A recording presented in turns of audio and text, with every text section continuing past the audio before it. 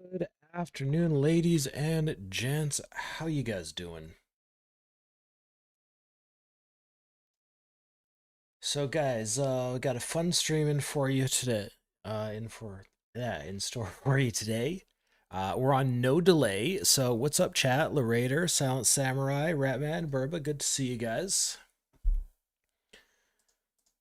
We get to actually talk to each other efficiently now. It's gonna be pretty cool. So, here is what I have planned for today. I'm sure a lot of you, already know this, but as of a few weeks ago, guys, we have a new sponsor on the stream.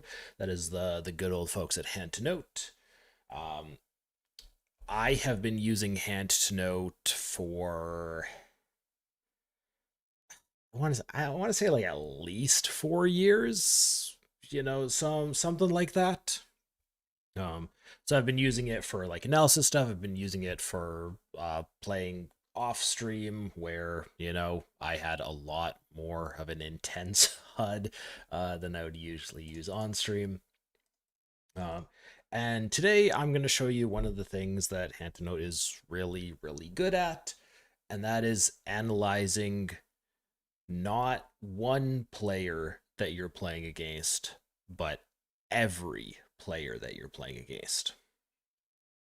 Um, so here is kind of what I've done. I don't know, let's make this font a little bit bigger. What if I kind of bring this over? So the plan. Here's what we're gonna do. Uh, Review pool stats at 100 snap. Now, if you're playing 100 snap, then this should be extremely, extremely useful to you. But even if you're not playing 100 snap, you know, low stakes player tendencies don't change all that much between sites. So, if you're playing 100 fast fold on a variety of sites, these will probably be applicable to you. If you're playing 50 or if you're playing 200, it's for the most part all going to be applicable. Um, as you move around in stakes, there are going to be some slight differences, and if you think that for some reason this isn't necessarily applicable to you, then stick around, see what I'm doing, then pop over to Hand2Note, grab yourself I think it's like a 2-week free trial, do the analysis on your pool, and see where you come out. So we're reviewing full stats at 100 snap. I'm going to be reviewing these in two different category. We're going to be reviewing regs, and we're going to be doing recs. You can do it all as a single unit, just like, hey, what's the average player doing in your pool, whether they're a reg or a rec, and that will be useful. But you play these games often, you know who the regs are, you know who the recs are, and you can adjust your strategy even better to tailor to who you're actually playing against. So yeah, we're going to be doing regs and recs, and we are looking for exploits, of course. What's up, Cherry? You don't know if you want to be analyzed? I mean, you're in here, man. You're in here. I don't know how many hands we played together at 100 snap. I think the majority of what we played has been like other stakes. But yeah, you're in here. You are a statistic now.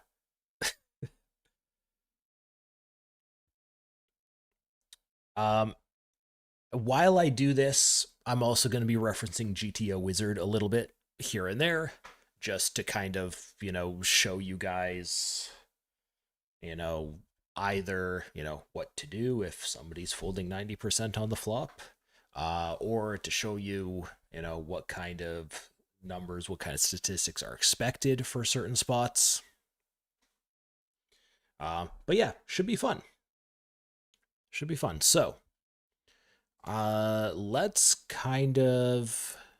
let's get into this. Now, I don't really know how long this is gonna take.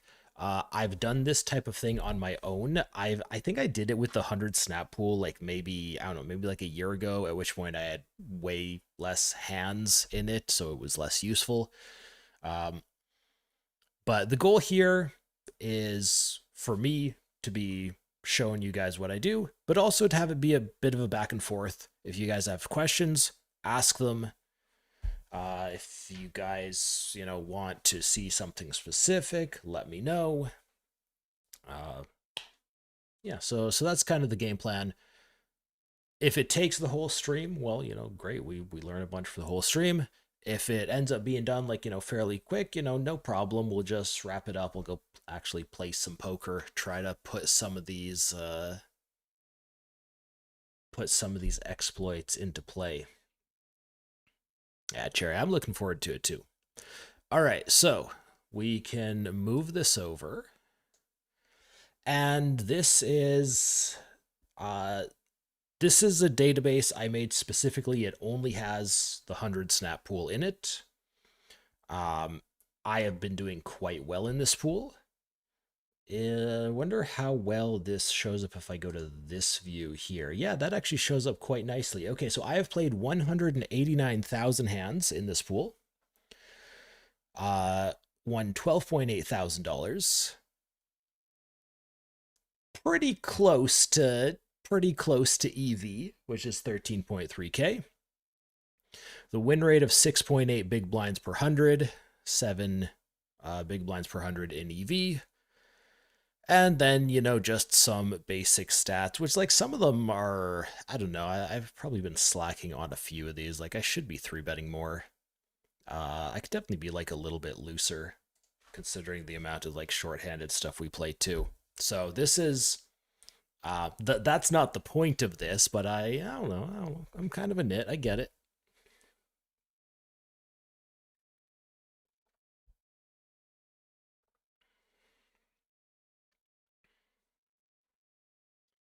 Yeah, so Ratman 100 Snap is specifically like the fast fold version on 888 Poker. So it's called Snap on 888.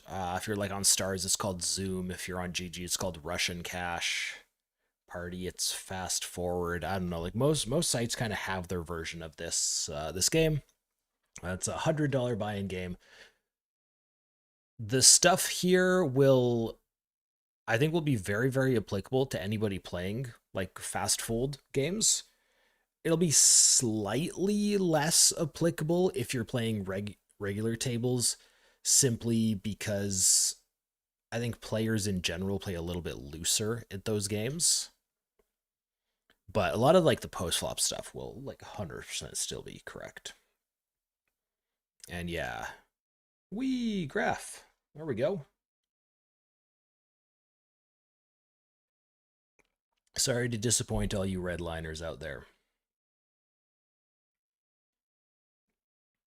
Okay, so yeah, this has been my results so far.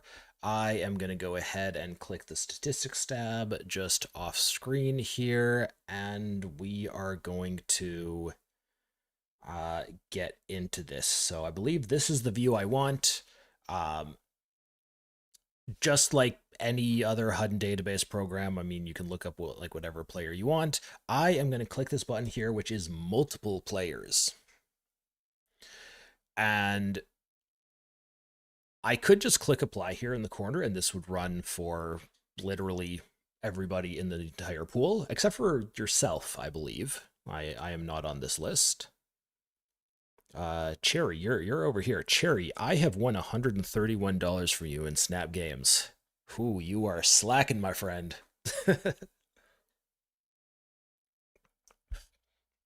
But I want to be a little bit more precise than this. I don't want to just look at everybody. So they have like a bunch of filters you can use. You can filter by, only players who, you've played 1,000 hands or more with. and that would, just kind of filter out people who just, showed up, blew up their stack in two hands, and then left, that kind of thing. Basically narrow down, like, players that you're playing against, fairly often. You can filter by VPIPs, PFRs, how much people have won, so you can see what winners are doing. You can see what losers are doing. I am going to go ahead and toggle this this fish/reg thing, and we're going to start with regs. And this is not my definition of fish or regs. This is Hand2Note. Has their own definition. It's like if you're in a certain VPIP and PFR range, then like you qualify as a reg. And actually, you can see, yeah, everybody here is regs. We can switch this over. Everybody here is categorized as fish by Hand2Note. If you see yourself on one of these lists, it's not me doing it. It's Hand2Note. But yeah, so let's start off with the regs. There are 176 regs that I've played with in these games. Let's click apply and see what shows up. This tab, we're absolutely not going to look at this tab because it is a little bit buggy. I have a fix for it. And that's not a Hand2Note issue. That's the people that made the HUD issue. But I haven't actually fixed it yet. So that's on me. But we're going to go here. Some of this stuff might be a little hard to see. I'll try to like do some zoom in stuff where I can. But yeah, let me know if it's hard to see. Anybody watching on mobile, you might have a bit of a bad time, but I'll try to make this stuff as clear as possible.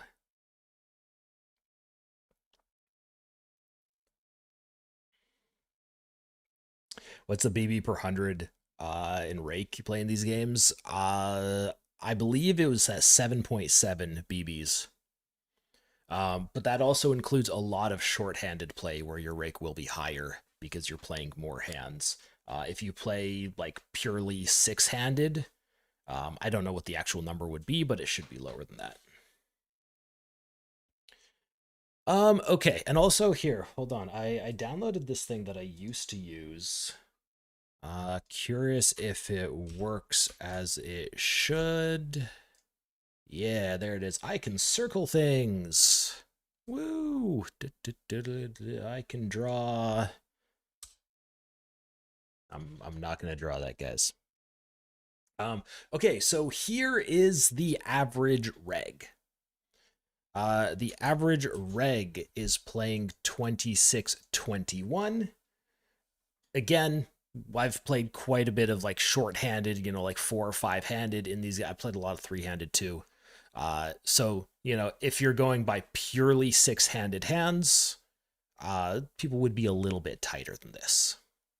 The average reg in these games is losing at 2.9 big blinds per 100. Now, there's a few things that go into that. One, this is considering all regs other than me. So I have a positive win rate in this pool, which means that anytime I'm at the table, I am draining, at least a little bit. Rake is, again, a 6-handed game. I don't know, something like 6 or 7 BB per 100 probably. So these guys are beating the rake. They're getting some rake back. And the last thing here is, although there's a lot of players, like this is the reg category that Hand2Note has made, there's definitely going to be quite a few just like straight up losing players that fit the definition because they are, playing reasonably pre-flop, but then just like making crazy mistakes post-flop. But either way, not a good look to start here. Minus 2.9 BB per 100.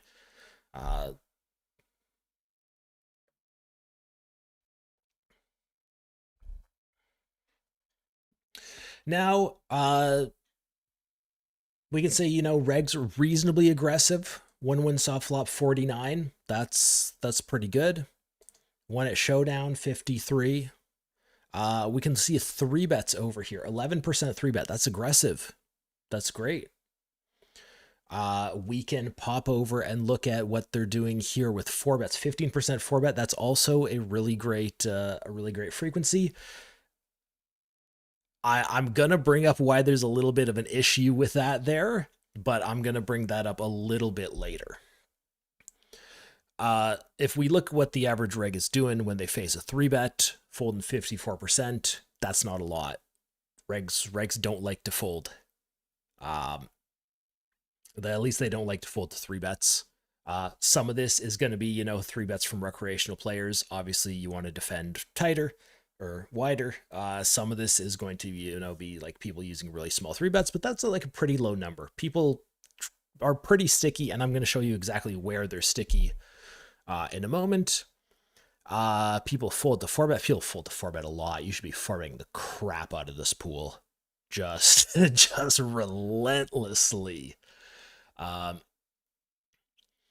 And I mean, people 5-bet shove, yeah, a reasonable amount. Nothing crazy there. So just kind of the little pre-flop blueprint.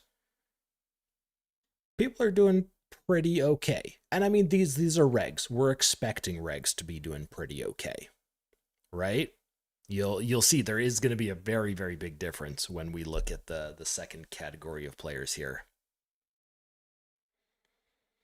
Yeah, Silent Samurai. I hope it's going to be fun, man. And Cherry, yeah, -3, a lot for professional. I mean, most people playing these games are not professionals, I would assume. So, people just, hobbyists, enthusiasts just trying to play a good game.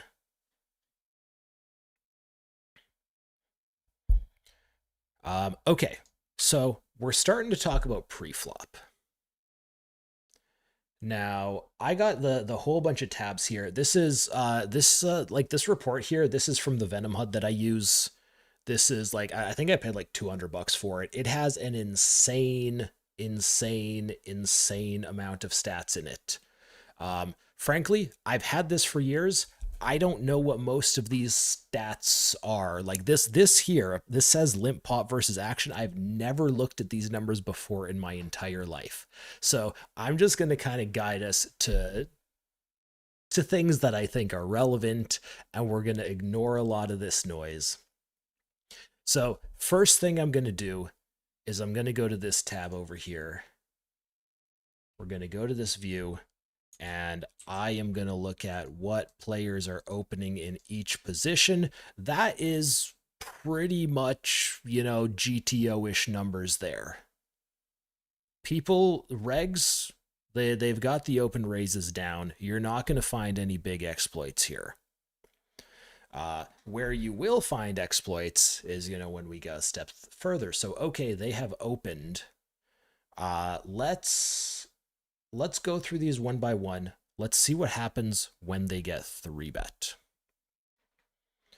And this is where this is something that is extremely common. I've seen this in several other pools that I play on. People don't like to fold from early position. If you have your pre-flop charts, which here, this might not be the cleanest look, but I'm just going to throw this here. Let's just say you open under the gun. You have a raising range that looks roughly like this.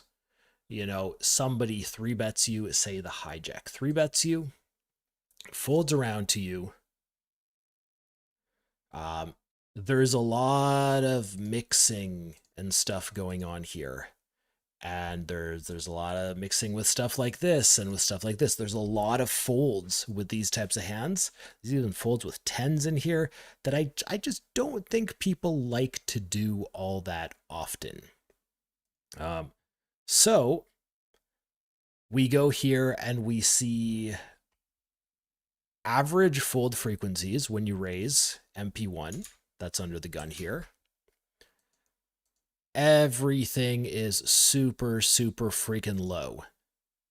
So when people open from under the gun, they do not fold, which means, if you're in position against them and you can maneuver well in position, then you can make a lot of money from them just like calling way too wide against your bets and then just kind of steamrolling them post flop.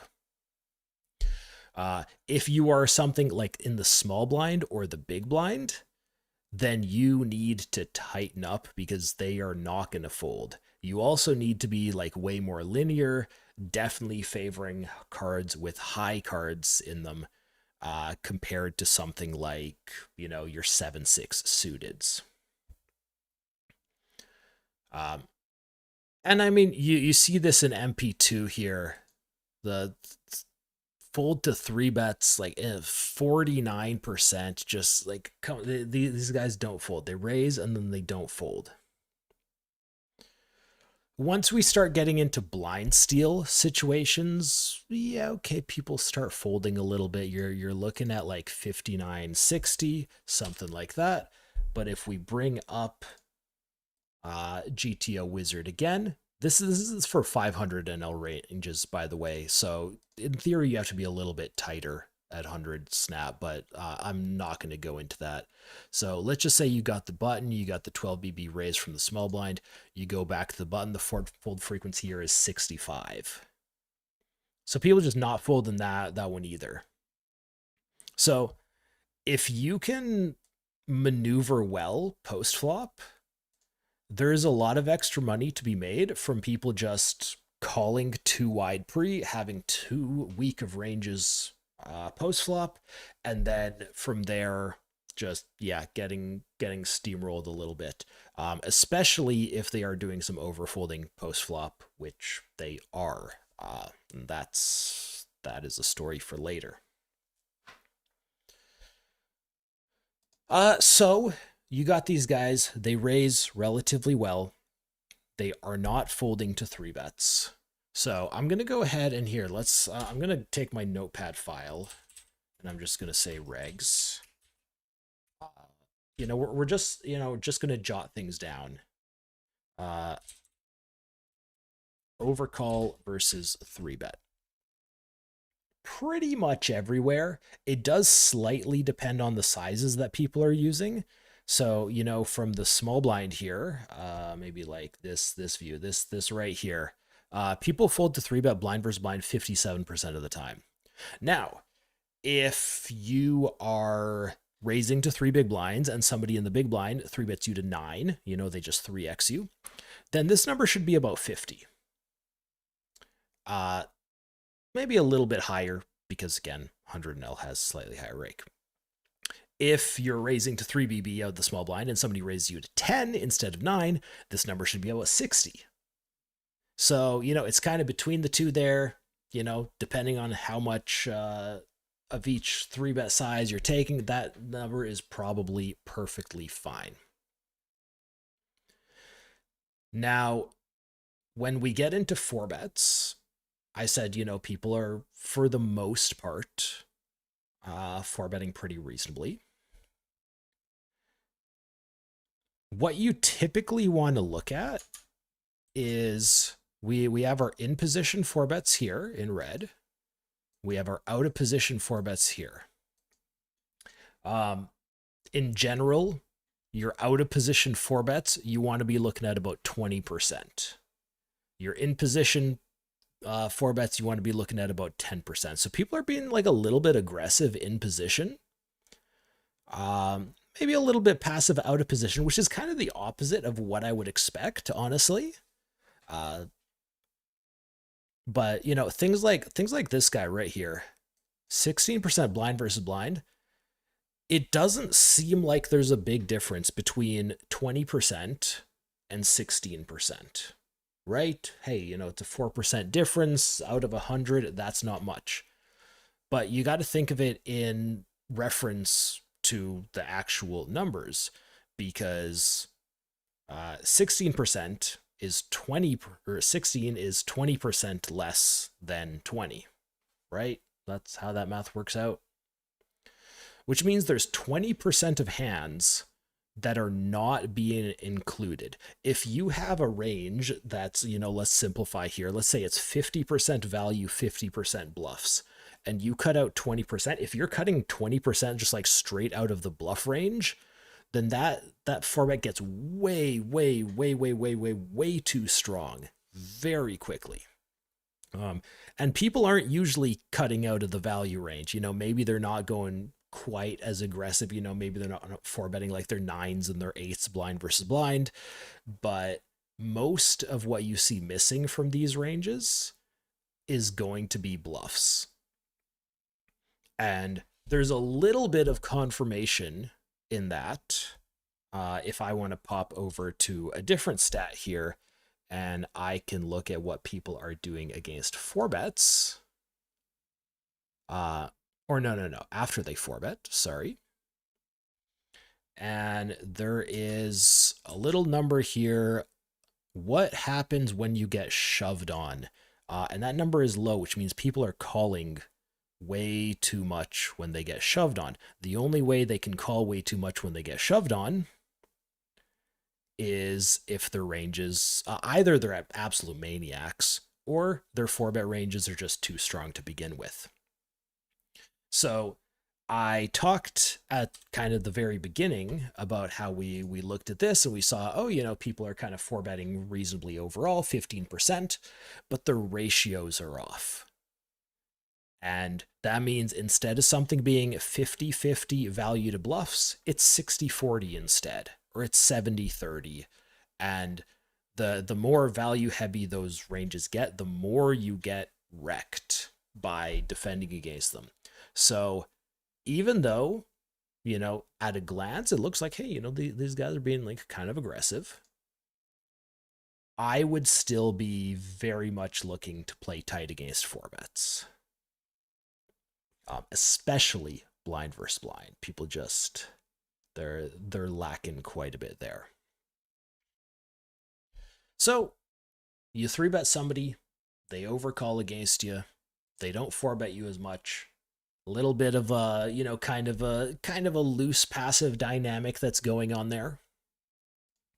So I'm just going to go ahead and note that too, under 4-bet bluff. Which also means, guys, if we're going to step further, right, where we're kind of just going up this pre-flop tree, you got the raise, you got the 3-bet, you got the 4-bet. Let's just say you are 3-betting somebody and, you're on the button, the small blind 3-bets you, or you're the small blind, you 3-bet, the button goes 4-bet, and you're looking for a 5-bet. You have this like ace 5, ace 4 here. You have this ace 8, ace 7, ace 10. You have this like ace queen, these pocket nines. These are all the shoves that are like very, very close to 0 EV. You're probably losing money on all of these. Which means, you just kind of have to be super nitty and just shove a bunch of really good hands, and then you're in a really bad spot against the 4-bet. But that's just how it is. If people are going to be, tighter than they should against you, then, you got to be a bit of a nit. All right. So that's kind of like when they raise, they're facing aggression. What happens when you raise, when they're playing back at you? So we can look at 3-bet frequencies here. Most of this is showing up on the screen. I can maybe hold on, let me move this over. You guys don't need to see the tabs on the side. Yeah, there you go. You can kind of see quite a bit. And from here, we can kind of see, where your average reg is 3-betting, how much for. And these numbers do slightly depend on what you're taking with your sizes. But for the most part, people are kind of, being aggressive. They got this 15% small blind versus button. They got the 13% button versus cutoff, which is just about right if you consider some people have a flatting range on buttons. Some people are playing just like pure, pure 3-better fold.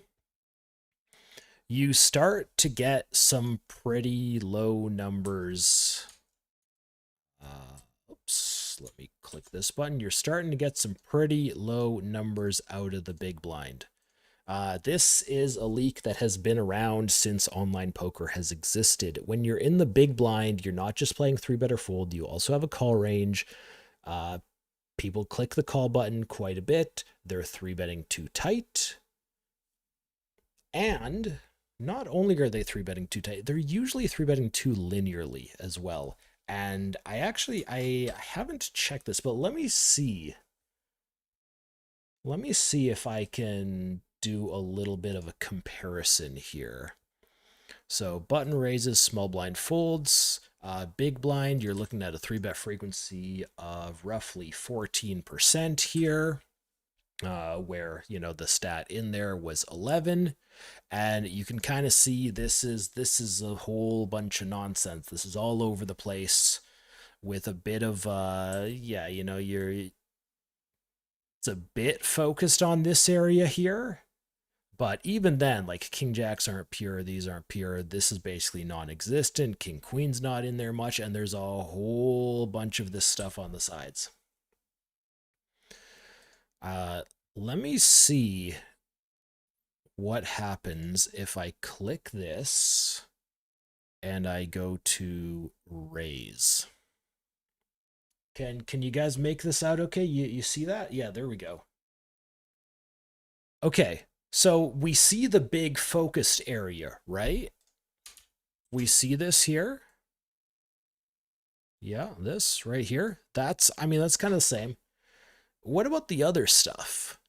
I mean, there is literally, out of the 189,000 hands I've played, somebody has 3-bet and shown down, you know, ace 5 once.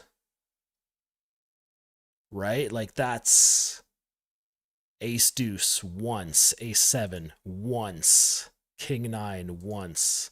So that is very much, there we go.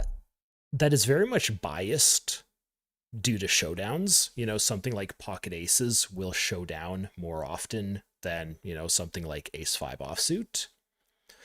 But we see so little of this that it's almost certain that people are just too linear.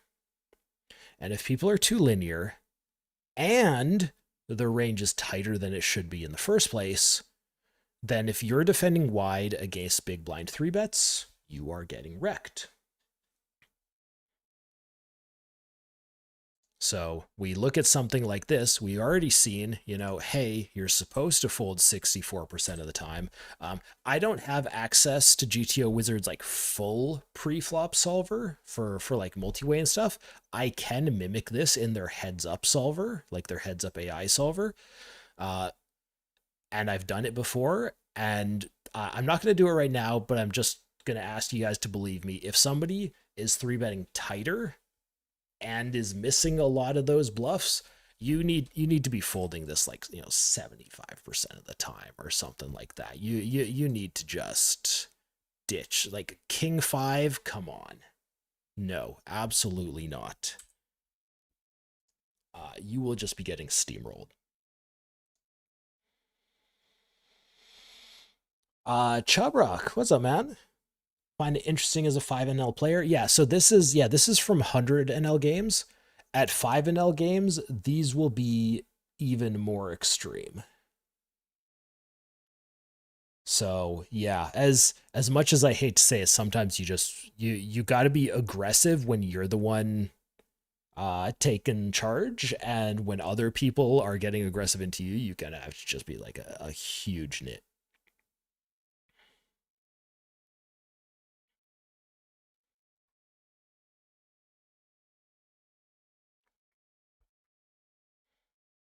Assuming this carries over to button 4-bet versus 3-bet big blind, just strong stuff. As far as I can tell, it's just like things are too strong the whole way. All the way up to, you know, like 5-bet jams. So okay, here let's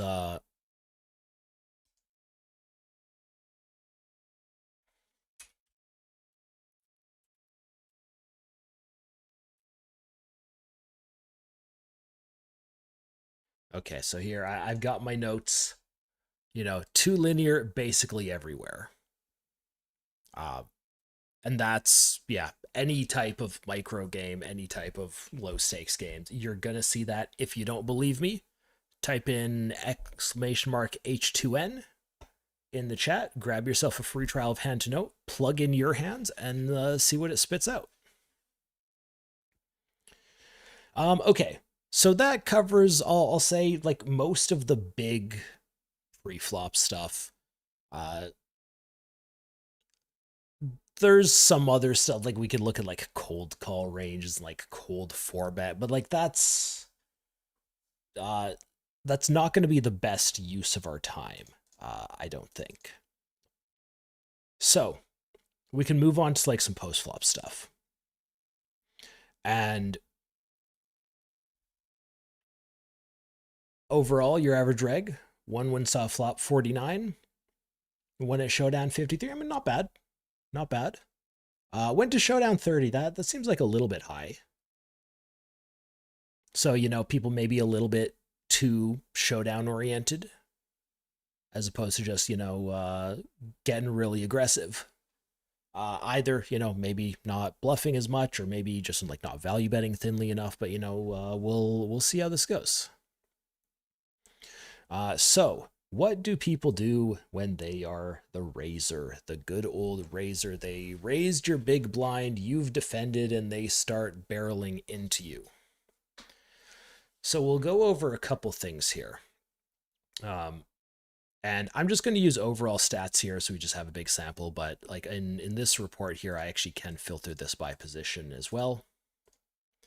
So people are c-betting into you 64% of the time on flop when they have position on you. That's not bad. 49 on turn, that's not bad. 49 on river. Reasonably aggressive stat. I don't know what the exact numbers for these are supposed to be. It does depend on what sizes people use. People in lower stakes games tend not to overbet as much, which means they actually get higher bet frequencies, because the more you overbet, the more polar you are, the more you have like a check back range along with your overbets. So we'll call this reasonably aggressive. But here's the big thing. When somebody triple barrels you, they're winning at showdown 66% of the time, which means they are very value heavy.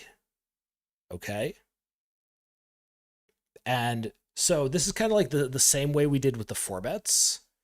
I'm initially looking at like one set of stats, like, hey, how often are these guys barreling? And like if somebody was barreling like 30% of the time on each street, you just assume like, oh yeah, he just has it literally every time.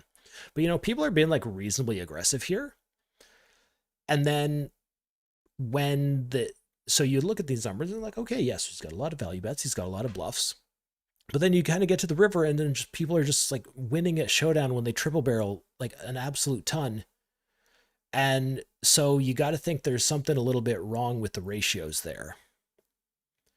And so this is when I'll look like a little bit a step deeper and say like, okay, what about when they're not betting?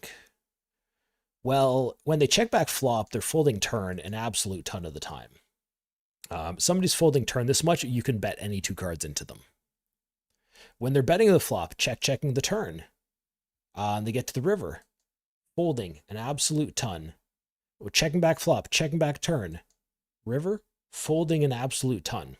So you have this big, you have your entire range. Part of it is bluffs, part of it is value. Too many of the value hands are being shoved into the bet range. Too few of the bluffs are being shoved into the bet range. They're just going for checks. And then you get steamrolled anytime you check, and you win infinite money anytime you bet because you just have it every single time. This is also a very, very common thing at low stakes. So if somebody is barreling away at you, you probably should be fairly tight against them. If somebody is barreling at you in a non-consecutive line, well then suddenly they're, all those crappy hands that they didn't throw in their triple barrel, that is the space where they exist. So, somebody triple barrels you, they're winning at showdown 66% of the time. If somebody goes for a delayed bet's turn, we're looking at 45, and then continues with a bet on the river, we're looking at 57. That's what, a 9% difference in how often they win at showdown between a bet line and a check bet line.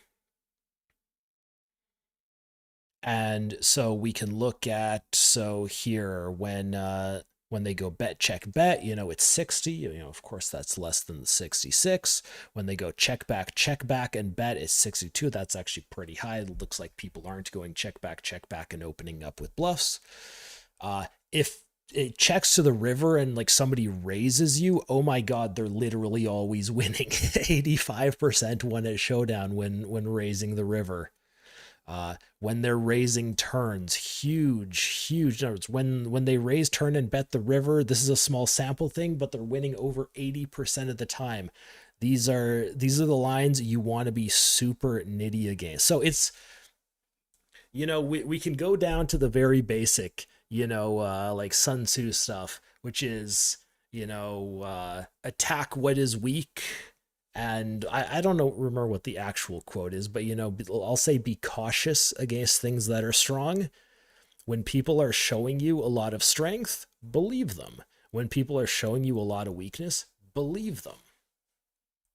And in addition to believing them, when they show you weakness, if this was an anonymous site, anytime they checked, you would be able to bet into them with any two cards profitably. They check back the flop, boom. They check back the turn, boom. They check back two streets, boom. Easy. In fact, they check back the flop, and then they call, and then they also fold rivers too. So you get a bunch of folds on turn, you get a decent amount of folds on river. 46, I mean, it doesn't seem like the biggest number, but you got to remember, guys, if you're throwing in a bet, you're getting pot odds on your bet. You don't need to win it every time. Right? If you're getting your opponent to fold like half the time and your bet sizes are not like pot size bets, you are good.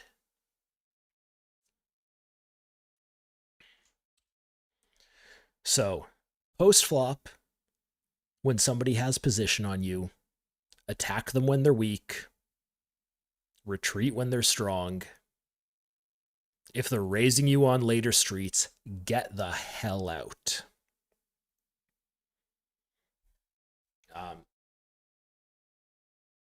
That is honestly like the most important thing. I've been called a station sometimes, and yeah, okay, well, I'll admit to that. Um, I probably make a few calls that I should not be making, and by a few, I mean like 1,000. Uh, And, I'm getting to do this refresher right now. I'm getting the idea back in my head. And, from here on out, maybe I'll be a little bit nittier. Unless you're in my games and you start barreling me, I'm going to call you down super, super light. So, Cherry, talking to you there. So, we can see this pattern on most post flop areas. So we're looking at, when somebody's a razor into you in position, we can look at when they're out of position. Out of position, not quite as strong winning a showdown with the triples there. We're looking at 57. Bet frequencies out of position are way lower than in position, by the way. So, if I'm telling you guys like, oh yeah, 60s, bet frequencies on the flop, that's a good number. And then all of a sudden, you see this 46. This 46 is a pretty good number. There's a lot of spots where you raise like under the gun or in like middle position. If button calls you, you literally just check your entire range on boards. And the ones that you don't, like there's very few spots where you actually range bet out of position. So lower c-bet numbers here are expected. But still, you know, anytime somebody misses a C bet, boom, folding, boom, folding, boom, folding, folding.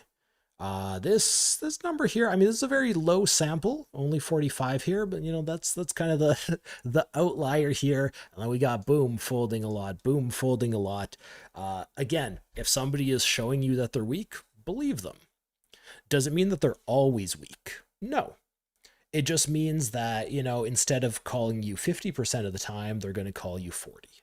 Or instead of calling you 70, they're going to call you 60, you know, and the way that poker works is, you know, you got somebody making a little mistake like that, they're bleeding a little bit of money. You play thousands and thousands of poker hands where people bleed into you this tiny little bit every time, and that equals money in your wallet, not theirs.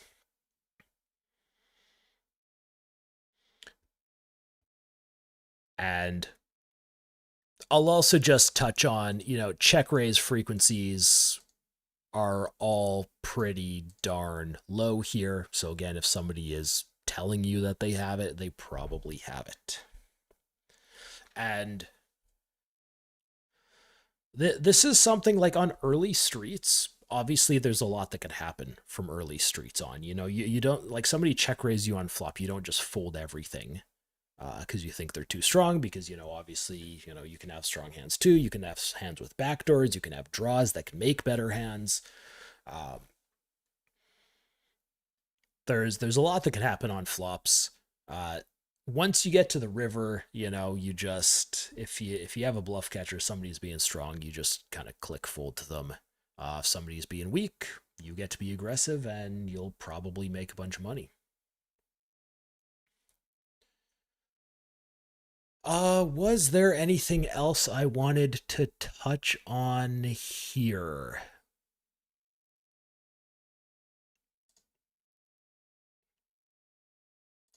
I mean, I'll also just go ahead and touch on the fact that, you know, um, to build on what we're just saying, when somebody triple barrels you, their one to showdown here actually isn't that high. So I mean that means one of two things. You might have to look a step deeper, but it means one of two things. It either means that people are actually bluffing with these lines, um, or they're not really bluffing, but they've just been called down by a bunch of better hands.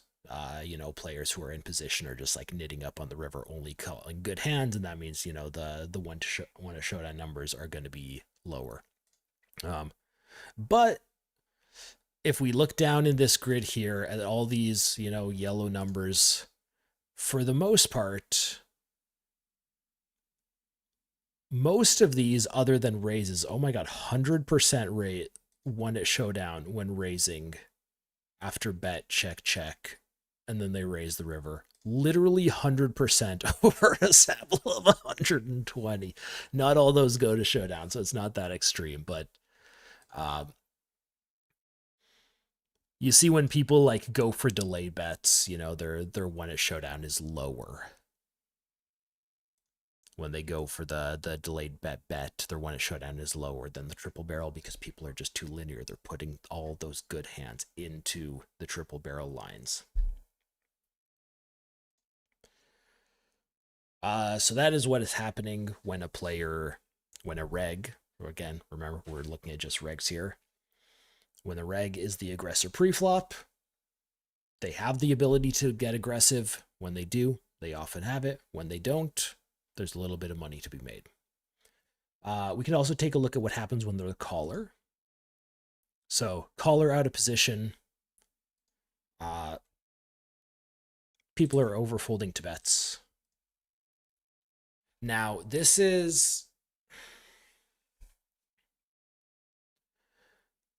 So the way that math works in poker is that, you know, there's a certain percentage of time, if your opponent is folding this percentage of the time based on your bet size and what's in the pot, you can potentially win money with any two cards.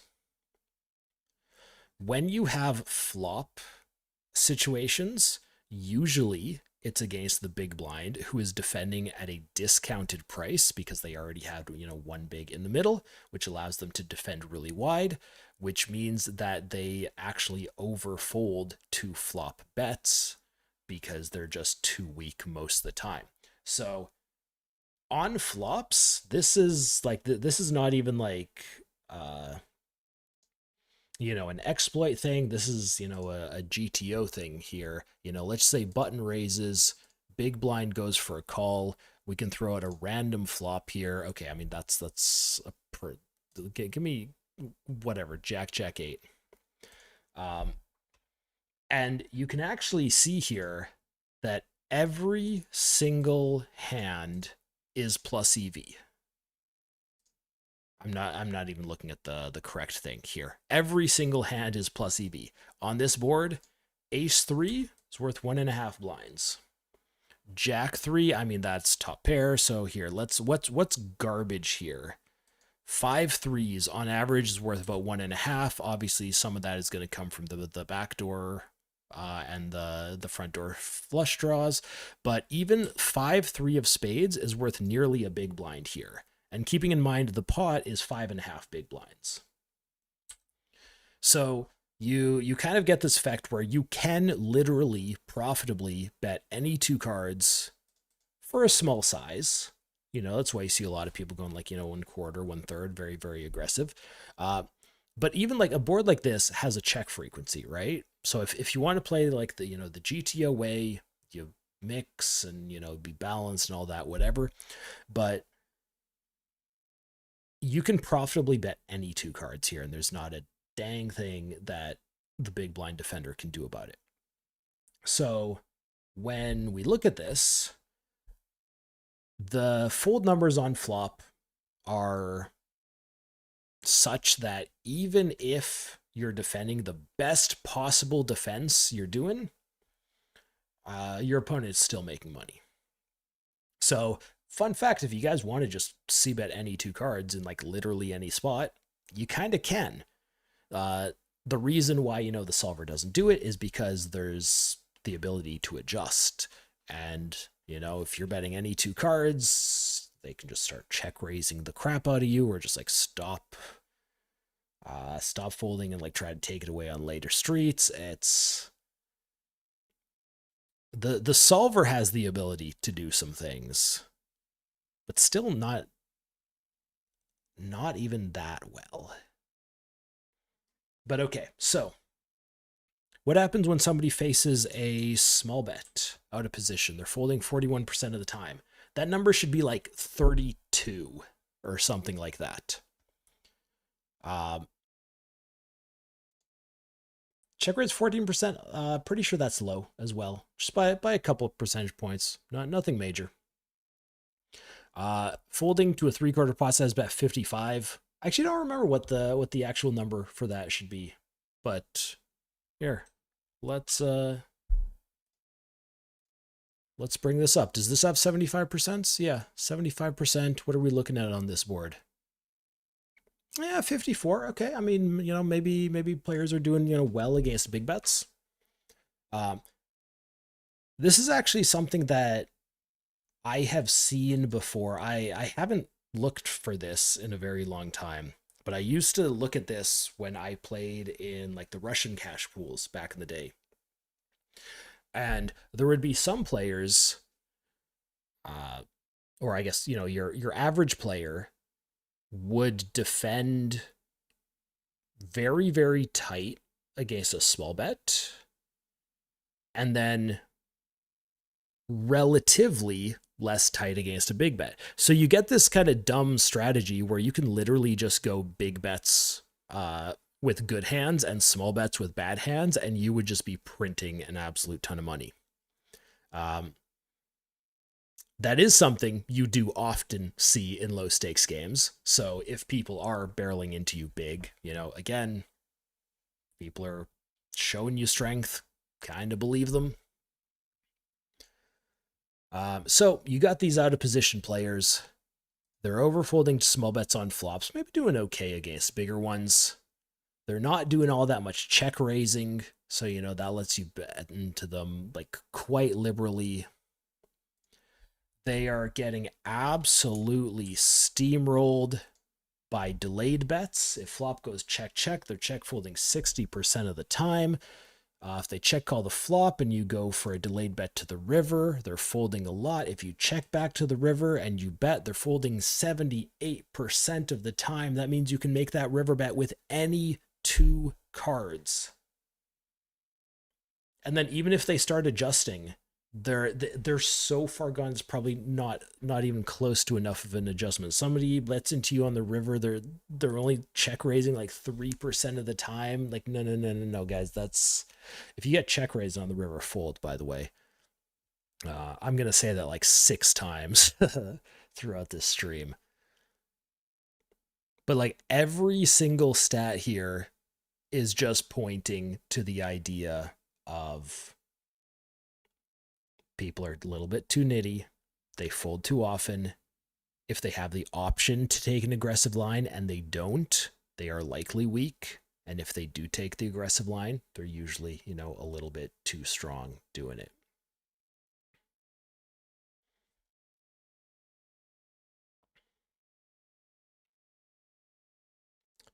One thing we could look at for out of position players is how often they bet after check check.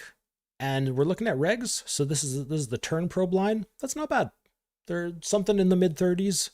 Very much not bad. But because we know that they check fold way too often, it means they're putting too many good hands into the bet range, not enough hands into, say, like a check raise range or a check call range. So even though, people are being kind of good with frequencies, you still got to be like kind of tightish against them. If they are regs, we're going to get to recreational players soon, and you're going to see some fun stuff. And then we can move on here to what happens if somebody is calling you when they are in position. And we're going to see a lot of the same stuff. Say you're blind versus blind. They're defending in the big blind. Fold to a small c-bet. This should be like 25. This is actually like a pretty massive overfold here. The 36. They're not raising you all that much. Anytime it goes check, check, they're folding turns an absolutely ungodly amount of the time. This is, for years, this has been my absolute favorite exploit. When you're playing against somebody, they have position on you, and they check back the flop, they have nothing. And so I kind of talked about how like you're in position or you're out of position, you're defending in your big blind, it's okay to overfold because you can't possibly defend enough. In position, that is not the case. So I can pop open GTO Wizard here. And we can see, okay, so under the gun raises, button is going to call. So they're calling you in position. Going to throw out a random board. This is one where we probably range check. Yes, we do. And button has the ability to bet, and they get to bet really often now. So this is button gets to take an aggressive line. If they check back, can throw out a random turn. Maybe not that one. I don't know, let's throw out like a queen. Just something a little bit more disconnected. At this point, they're still supposed to be able to defend fairly well against bets, so let's see, let's not get into overbets. Let's say you throw in the B75. So against B75, you're supposed to fold like 43-ish% of the time. Is that right? I think that's right. So under the gun goes for the B75. The in position player folds 41% of the time. So they're making a strong defense there. If under the gun instead goes for, the 33%, button folding less than 25% of the time. Button is making an excellent defense here. It's not like this spot where, your one player has a massive range advantage or something, and, the other player has to overfold drastically. And I mean, I chose a random flop. We can, queen 9-3-4, check on flop. Under the gun goes for the small bet. Button folding 23% of the time. We can go another random board here. I feel like this is really close to the first one. Okay, Jack 7-7-10. Check, check, flop, small bet from under the gun, folding less than 20% of the time. If we go in here, where do I want to? Where do I want? This is a stat right here. So flop, check, check, and then versus turn size, we're looking at the in position player versus a 10 to 40%. So this is going to be your 25% C bets, your 33% C bets. Maybe these days, because GTO Wizards AI solver has really popularized 40, maybe we're looking at 40. So we saw this against this size. We ran through a couple flops. We're looking at fold frequencies of like 23% of 20%. People on average fold 51%. I cannot express to you guys how insane it is that, if you're supposed to defend 40%, and you defend like 35 instead, little overfold, like, yeah, sure, whatever. But if you're supposed to fold 20% of the time and you fold 50, what are you doing? And exactly what they're doing is when you check to them, they're betting their strong hands, they're checking back their bad hands, and then they just get steamrolled on turns. So this is like the most outrageous overfold that I consistently see across every single player pool that I've played in and looked at. And also, fun fact for this pool, I don't recall if this is the same for every pool, but look at this. So 51% against a tiny bet. They fold 49 against a bigger bet. So this is like 40 to 70%. So this is like your half pot bets, your 2/3 bets. I mean, first off, it's probably a sample size thing that it's actually lower, but it's basically the same number. They're going to call you the same if you bet 33% or 67%. And once we start getting to like even bigger numbers here, like 70 to 99%, that number still isn't that big. Like it's basically no different. Basically, somebody checks back the flop against you. You can fire whatever size you want. They're going to defend the exact same range. Like, how bloody nuts is that? So, hypothetically, you are, a player looking to improve your game, looking to improve your win rate in the games that you play. I cannot express how ridiculous this is. Somebody checks back against you. Not only are they extremely weak, but they will pay off with their small payoff range, whatever size you want to go. You have a good hand, pot it. They will call the same as if you go for 1/3. And we don't really have many stats for overbets here, but it's not going to be that different. It's just that this right here, this has been my favorite stat for like the past 4 years.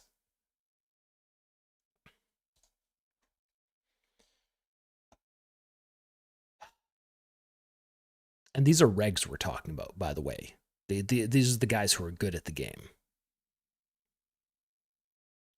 And if you want to improve your game, maybe take a look at what you're doing when you're checking back flops. Usually, the adjustment is you need to be checking back more strong hands and bluffing more. So take your take your betting range from, say 50-50 value bluffs. That's not actually what it's supposed to be, but say, for example, 50-50 value bluffs, you need it to be like 70-30 in bluffs favor. You need to be 80-20 in bluffs favor. It'll allow you to defend a lot. You'll be taking advantage of the fact that your opponent is probably overfolding and check folding too much, which we've already seen. Oh my God, you get to be aggressive. And so, like, some of these things I don't necessarily do, or I don't necessarily do often. Um, I mean, okay, I definitely do them. I'll say, I don't necessarily do often. There's two things. One, there's quite a few people, quite a few regs that I play against that watch my stream. So if I go on my stream and I'm like, hey, I'm just going to bet any two cards against this cherry wine character, he's going to pick up on that pretty fast because I'm literally showing it and talking about it. So like I don't do this to an extreme on stream. Also, it's kind of like if people, even if I'm not streaming, if people see a showdown against a really crazy hand, then, they'll kind of pick up on it and adjust. For example, if I open, seven deuce offsuit on the button, they defend in the big blind and we get to showdown, I'm going to flip up the seven deuce and they're going to like, what the hell is this guy doing? It instantly tips them off to the fact that, something is going on. So you can kind of choose how aggressively you want to exploit this stuff. You can go like the really, really hard exploit route where like if it says you can bet any two cards, you bet any two cards.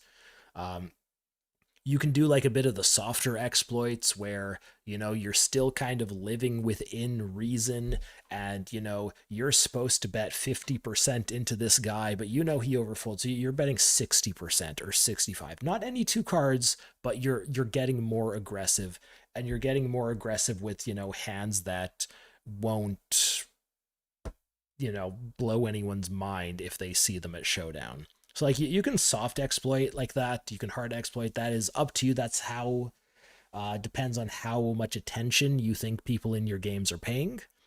If you're in an anonymous game, go nuts. If you're in a game where you're up against players, you're in a small player pool, you're playing up against like the same 10 players every single day, maybe you have to be a little bit more subtle about it. What's up, W Big?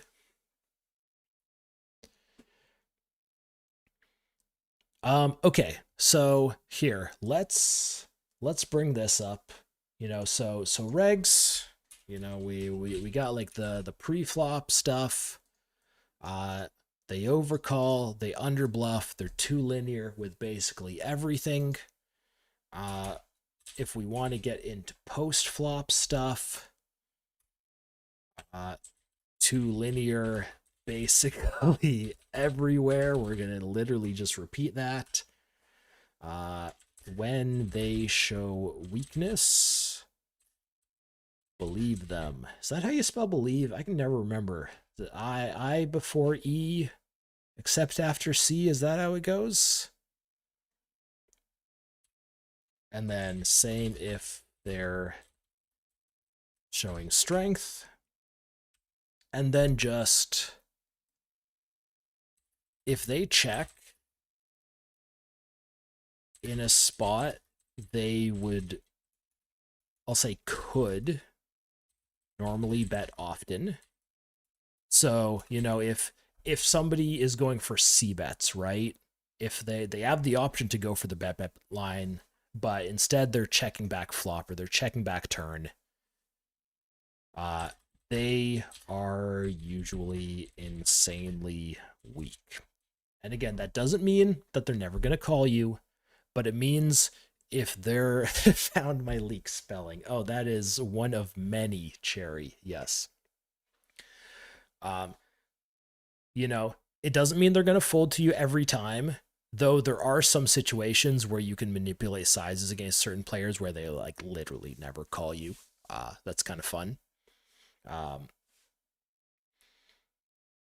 But it means, if they were supposed to fold to you 30% of the time, they're going to fold 50 or 40 or 50 or something. And that means your 0 EBV bluffs become plus EV.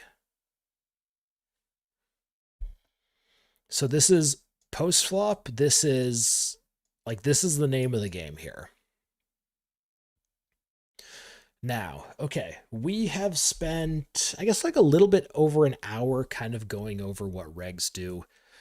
There is some other stuff that I could get into here, but this is, I'm working off 190,000 hands, which is a lot. But there are some spots, the more rare spots, things like squeeze spots, places like 4-bets, even just like straight up things like river spots. Over here, You know, we've only seen somebody get triple barreled when they're calling pre in position. We've only seen it. If you guys can't see it, I think this little notation says 135. So we've seen 190,000 hands played amongst players, at, full or half full tables. And they've only gotten to this line 135 times. So, what I'm doing here, this is based on the hands that I have played myself. Um, I know usually there's like poker stables usually have just like huge database of like millions of hands that either from their players or like potentially like stuff that they've bought. And that they have better data, but for the stuff that I'm working with here, this is just my hands. And if we get into stuff like, hey, let's go into 4-bet pots. How often have I seen somebody triple barrel out of position in a 4-bet pot? 37 times. How often have I seen them triple barrel in position in a 4-bet pot? 15 times out of 190,000 hands, which is just, uh, maybe those numbers are in the correct ballpark, but there's going to be huge, huge potential for errors there.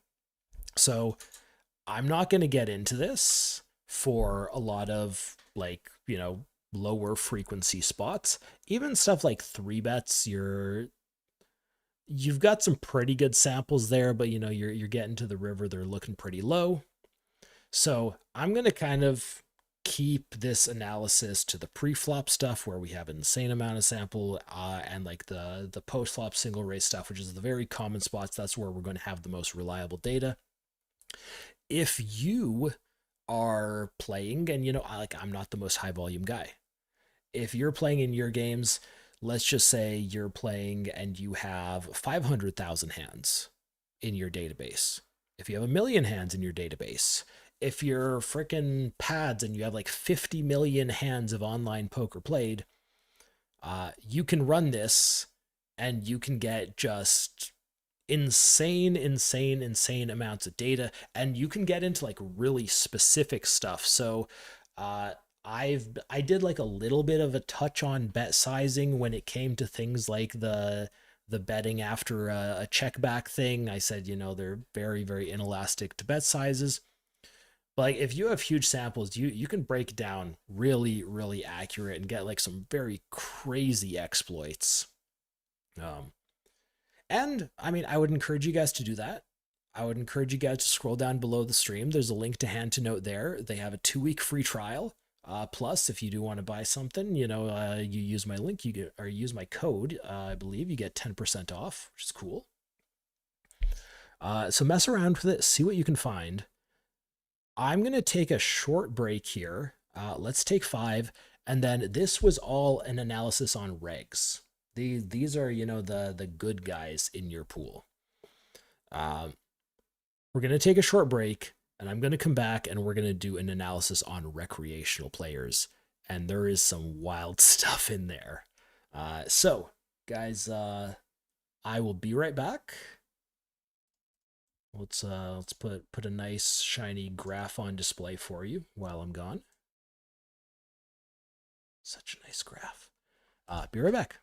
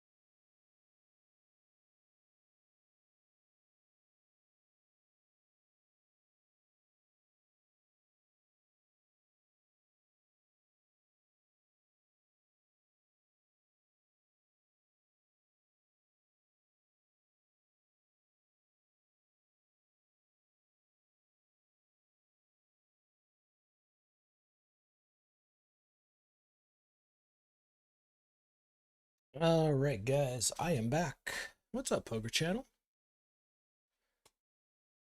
So, we went ahead and we spent, the first hour and a bit of the stream doing a bit of an analysis on how regs play in this 100 snap pool. I want to say a couple things, and then we're going to get into how recreational players play. Um, First thing I want to say is that this is an extremely useful way to analyze what your opponents are doing.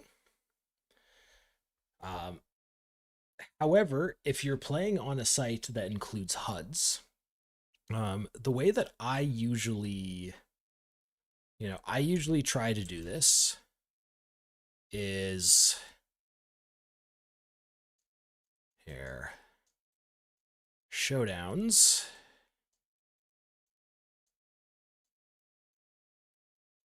HUD pool stats. And if for some reason you don't have pool stats, then just GTO. So these are kind of all levels of what kind of information you can have on your opponents. So if you know absolutely nothing about your opponents at all, try to play some GTO, right? It's your solid baseline game. It is awesome. Um, if you have some pool stats, which basically, like, as long as you have a hand, you play on a site that can provide hand histories, then you can do this. So then you can start to make adjustments, from the stuff we've seen. Maybe you start folding a little bit more to 4 bets and big blind 3 bets. Maybe you start 3 betting more aggressively uh, against like early positions because they're just going to call you with a bunch of garbage. Um, when you get post flop, people are folding too much. You have these reads, you can be a little bit more aggressive with them. Use that information. If you're playing with the same players over and over again, and you have some HUD stats and you can see like this player is specifically doing this type of thing, like the pool normally overfolds by a little bit, but he's overfolding a lot, so you can use those HUD stats to your advantage. That's more detailed, that's specific to a certain player. And then for HUD stats, it's all numbers, right?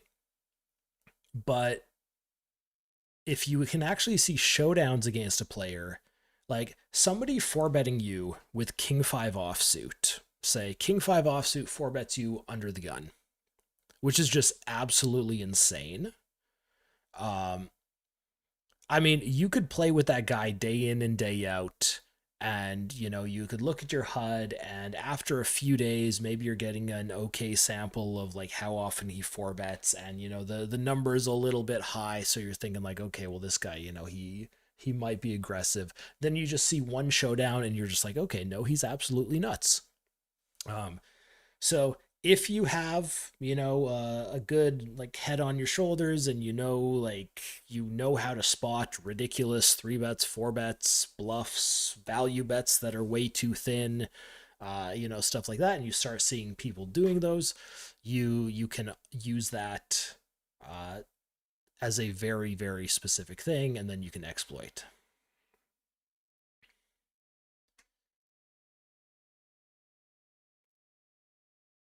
And Poker Channel, yeah. So you're playing on Iggy. After 24 hours, you can see you get hand histories with all hole cards revealed.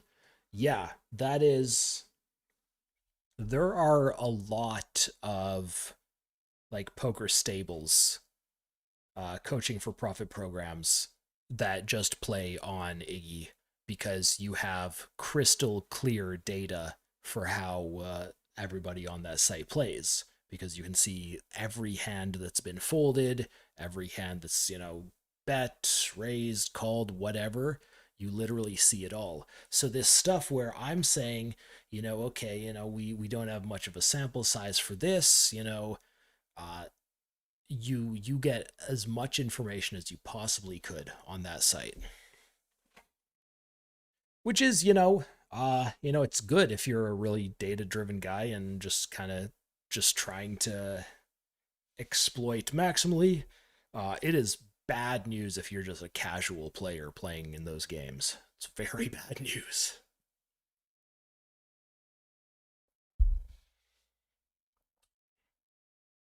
All right. So now I'm going to go back in here to the stats tab. Here, let's move this over just a hair.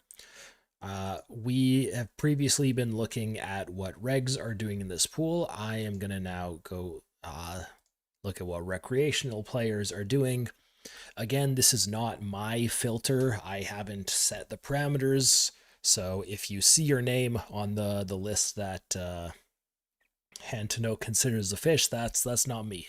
That's means your VPIP and your PFR are probably too far apart. And it's also like it's a very basic thing. I think it literally only looks at pre-flop stats. So there's going to be false positives in the regs. There's going to be false positives in the recreational players as well. But yeah, so I'm going to go ahead and run this for anybody that this deems is a recreational player, and we're going to see what it spits out. And being able to play well against recreational players is incredibly important, and I'm going to show you exactly why right now. Because we saw that the average reg in this game is losing at 2.9 BB per 100. The average recreational player in these games is losing at 26 big blinds per 100. They're losing nearly, 10 times the rate. And like the regs, they're beating the rake. These guys are losing to the rake and then a lot on top of that. So you basically have, two categories of players. If you're trying to, earn as much money as possible out of the regs, you can beat them. And I do well against like quite a few regs in this pool, but it's, you're not going to get that much. If you know how to play well against recreational players, then you're just going to print. And so same thing applies, the showdowns, the HUD stats, the pool stats, the GTO that I was talking about. If you have specific information on a player, definitely use that, because of course these are averages. This is an average of every single recreational player I have ever seen play in this pool over the past 2 years. So let's get started. First thing we see here, they're a little bit looser than the regs. Now this is something I said earlier, that if you play like regular tables as opposed to, Snap or like other fast fold formats, this portion will be applicable to you, in a pretty big way, but there is a difference. And the one thing about the fast fold formats is it usually leads to tighter play because people can just fold. If they really have, an itch to play, they want to play a whole bunch. If they're playing, on a reg table, they'll play like their 5-4 offsuits because, hey, it's a hand, let's play some poker. In fast fold games, not quite. They'll see the 5-4 off, they'll fold it, and within seconds they'll have a new hand. So players on average play tighter, both regs and recreational players in these games. So they're not that crazy loose. But again, this is an average. There's recreational players who are playing like 15 VPIP. There's recreational players who are playing 80 VPIP. This is everything just kind of averaged out. So we're going to look very broadly here. You know, compared to regs, not winning all that much at showdowns. They're going to showdowns more often, or they're not winning much when they see flops. They're going to showdown more often. They're not winning a ton at showdown. So yeah, they're a little bit loose. Indicates, you know, they're on the passive side, a little bit call-y, and they're not winning all that much because you know obviously they're losing a bunch. So they're getting into spots with hands that do not belong and just ends up costing them a lot of money. Let's start with the pre-flop stuff. So, you know, 37-17, sure. Nothing crazy there. But now we start getting into really, really off the wall numbers. Your average recreational player is 3-betting just short of 8% of the time. This number was 11 for regs. Regs are aggressive. 11 is like right about where you want to be, by the way. They are missing a lot of 3-bets. And in fact, they're cold calling a lot. So just more passive play pre-flop. If you 3-bet them, are they 4-betting you? No. For regs, you know, we were looking at 16 here, and even then I said, even though that's like a pretty nice number, you know, people are being a little bit too linear. Well, this is 11. What is 11 out of 16? Calculator. So we're gonna do that -1. So they are missing 31% of their possible 4-bets. And why don't you take a guess if that's, you know, the bluffs or the value that they're missing? It's not the value. So if a recreational player 4-bets you, you probably want to get the hell out of the way. There is a little bit of, you know, leniency here. Usually recreational players, when they 3-bet you, they're 3-betting way too small. Actually, usually when they 4-bet you, they're actually like, they just like click the pop button, they're 4-betting way too big. So that actually makes it very, very easy for you to fold to them a lot. So when they're aggressive, they're not actually being that aggressive. What happens when you're aggressive against them? Fold to 3-bet 37. They do not fold.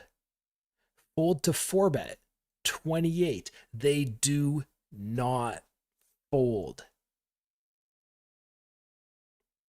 This is, okay, they're looser pre when they should be, and when you raise them, they do not fold. They end up getting into spots where they have way, way, way too many bad hands, and that is where you, as a solid player, can take advantage. So let's get into this. Their open ranges are kind of tight, but this is not their full VPIP here. Their open ranges are kind of tight because they limp a bunch. And even with the tighter opening ranges, okay, so let's take this blind versus blind example. So small blind right here opens 31%. Then when they get 3-bet, they fold. I guess I could circle this one. It's the same thing. I need to work on my circles, geez. They are folding 37% of the time to 3-bets. Now, so you might think, okay, well, their opening range is a lot tighter. You know, usually you got people like opening like 45% in the small blind, but like all you got to do is math it. So somebody is opening 45% in the small blind. If they're say they're 3-bet from 3 big blinds to 10 big blinds, they should be folding that about 60% of the time. They should also be 4-betting it 20% of the time, which these guys very certainly do not do, which leaves about 20% call frequency. So when you 3-bet somebody blind versus blind, if they're playing GTO, they are calling you with 9% of all hands. That's 20% of 45. If somebody starts off a little bit tighter, they start off with that 31%, but instead they're not really 4-betting, and they're not really 4-betting, or they're not really four betting, they're not really folding. We have this number here, if you guys can see it, it's a 52. They call against three bets 52% of the time. Boom, times 0.52. That's 16%. We'll say divided by 9. So they are getting to the flop with 80% more hands than a reg would, even though they're starting off with a tighter opening range. So it's not like they start off with a tighter opening range and therefore, they're allowed to fold a little bit, or they're allowed to fold less because, the range is stronger to begin with. They take that idea and they just go a step further, right? 80% more hands, which is insane. And so you see this, somebody raises under the gun and gets 3-bet, they're folding 27% of the time. They start folding a little bit on button, sure. But like my goodness, all of this. So, how do you take advantage of this? Well, it's the dumb easy way. So, let's just say, let's go to this view. Let's open up GTO Wizard here. Let's say you're on the recreational player is on the button. We're going to, assume that they open this range, whatever. And you're in the big blind. This is your proper GTO 3-bet strategy. Against these guys, do you think you're going to be making money with like ace 4, ace 5, like jack 3, jack 4, king 3, 8, 5? No, these are, these are your absolute trash hands. You're going to be out of position. They are going to call you. So instead, somebody raises you and you just pure raise your queen jack or your king queens and this and this and this and this and this and this. And you literally just raise all your good hands and then they call you and they pay you off. And it is wonderful. What's up, Naveki?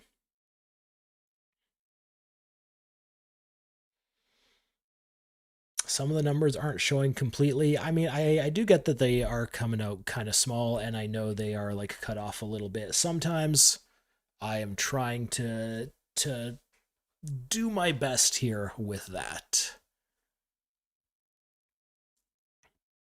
And yeah, I mean, I could, here, there we go.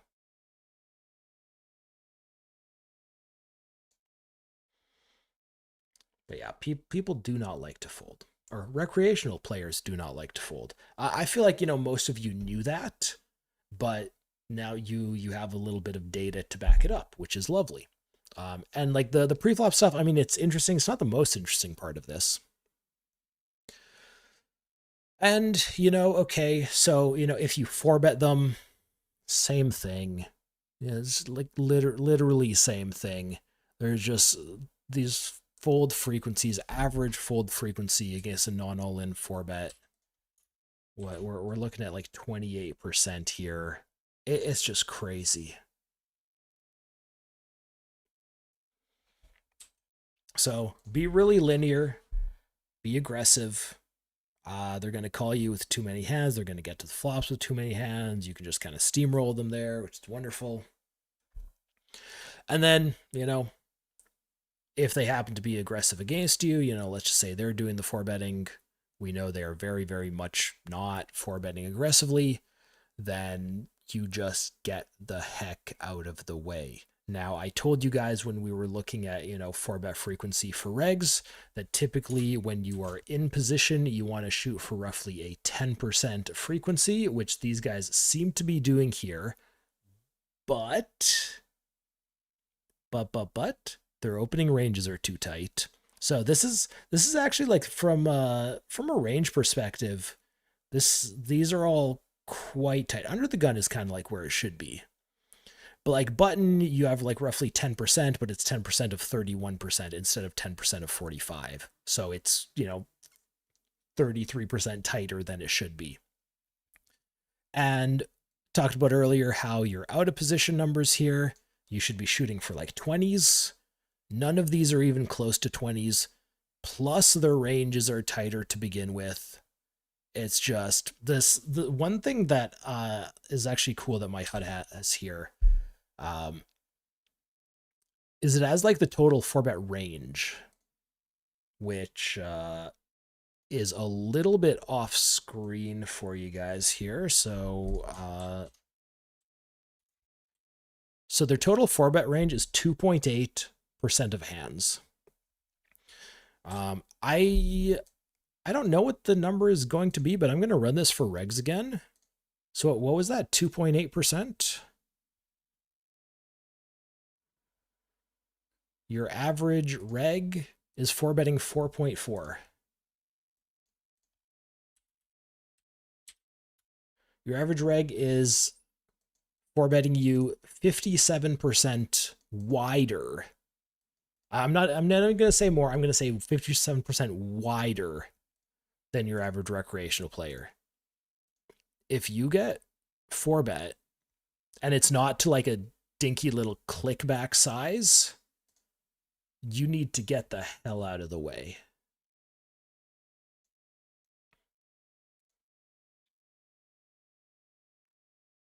If they don't fold to 3-bet, means they have trash a lot. That is correct.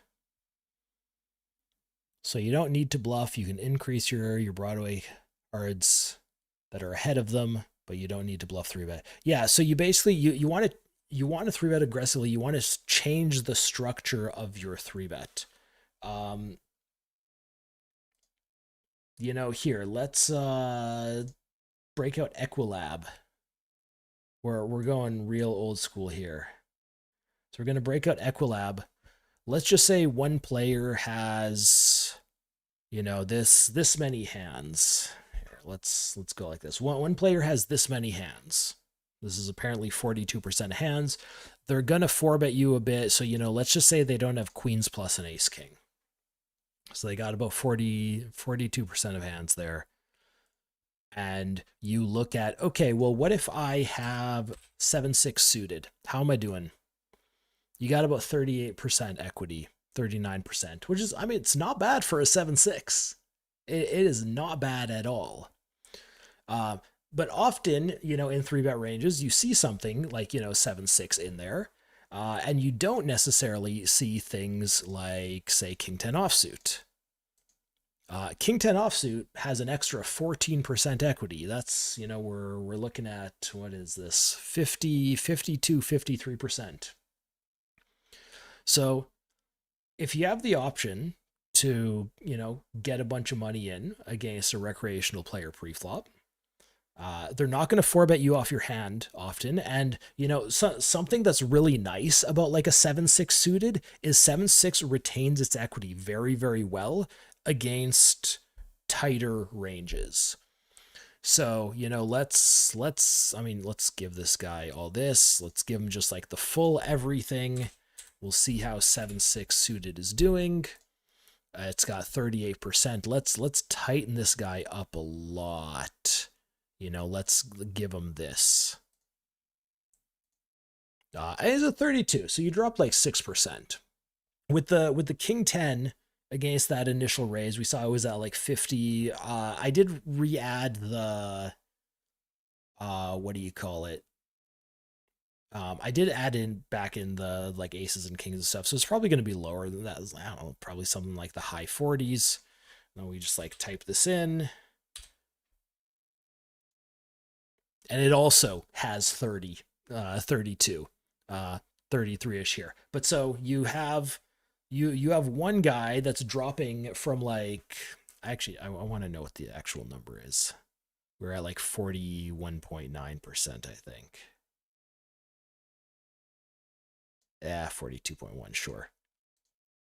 Okay, so you're at 50%. Once ranges start to tighten up, you drop from 50 to 33. Pretty huge drop. 7-8 suited drops from 38 to 33. Relatively much smaller drop. So obviously 7 high is not doing amazing against very tight ranges, but it holds its equity very well, even against, as ranges start getting super, super tight, it kind of does okay. Whereas, things like the offsuit broadways, they just get destroyed. But against like really, really wide ranges, when you're not going to get 4-bet often, when somebody is going to call you super often, just like a bunch of offsuit broadways and stuff do really well. And then, of course, if you get 4-bet, you literally fold everything, of course.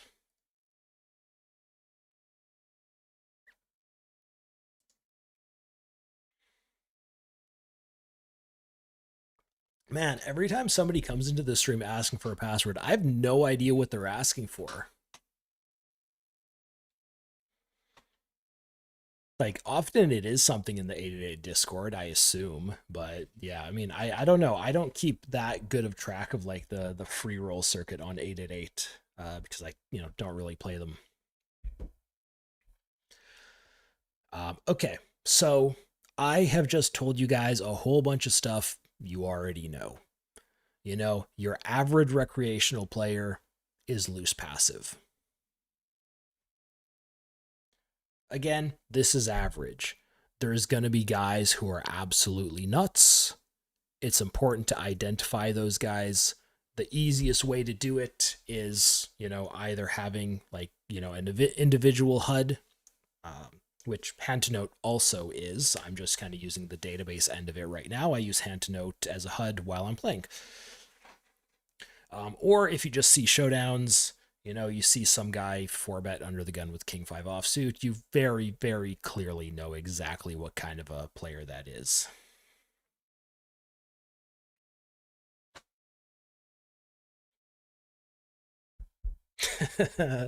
What's up, Mickey? Oh, that pass. Oh, I have that one. I'm not going to tell you though.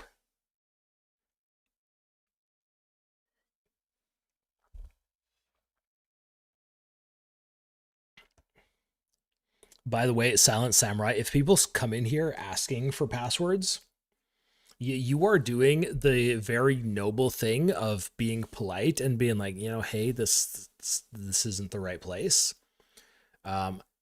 Also, feel free to just troll them. Yeah, just like that. I mean, that's that one's not very subtle, but have some fun with it. I don't mind you trolling at all.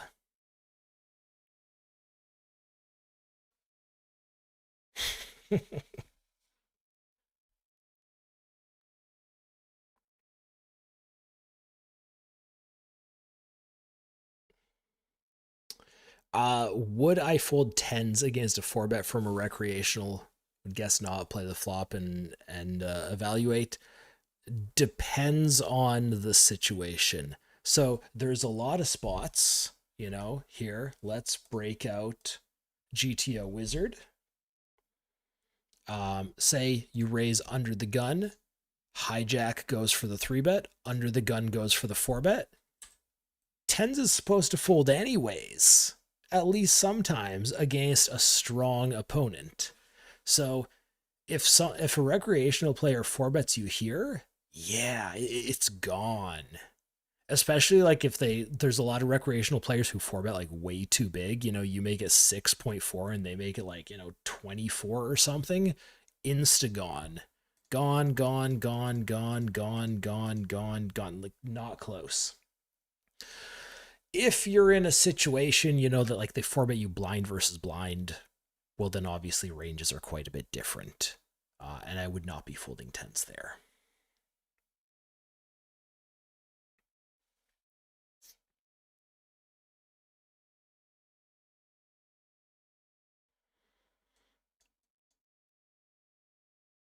Well, see, Mickey, there's your mistake. Tea is an abomination of a beverage, and you should drink something better. That'll really help you clear your head, man.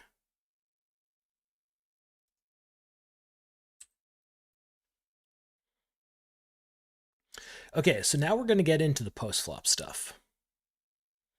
So I already kind of talked about how, hey, recreational players, not winning all that much, going to showdown a little bit too much. Let's see what it actually looks like. So I'm going to start off with, when a recreational player is betting into you. Okay? And when they have position, so they raise the button, you defend your big blind. They raise under the gun, you defend your big blind.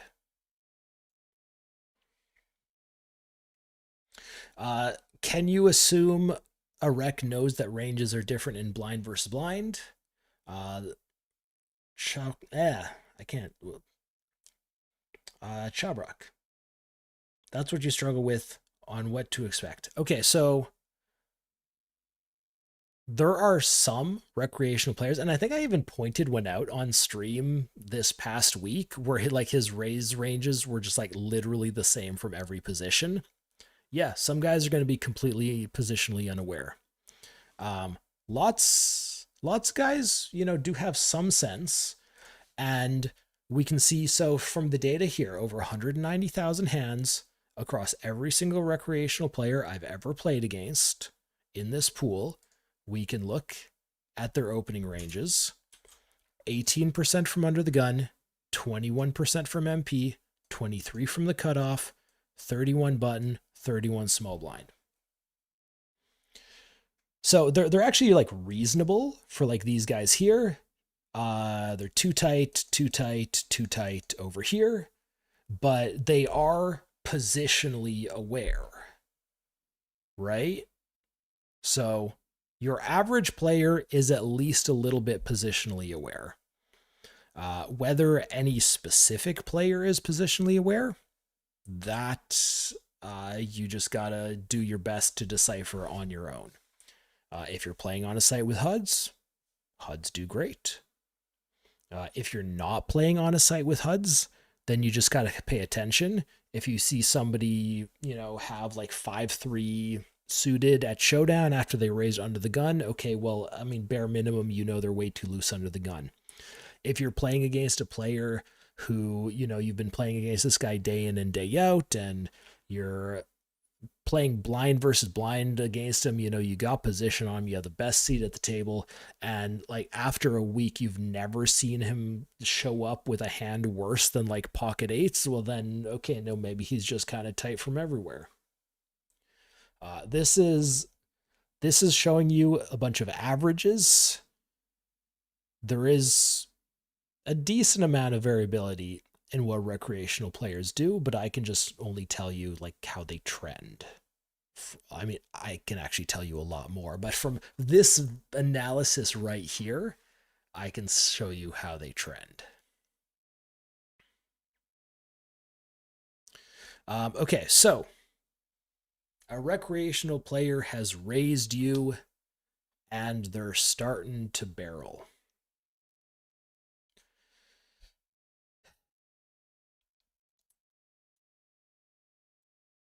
They are going to barrel you reasonably aggressively, right? A good amount of c-betting on flop, a good amount of c-betting on turns, on rivers.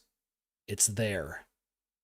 However, we looked at this exact stat line for regs, and when regs triple barreled you, their one money at showdown after a river call was 66.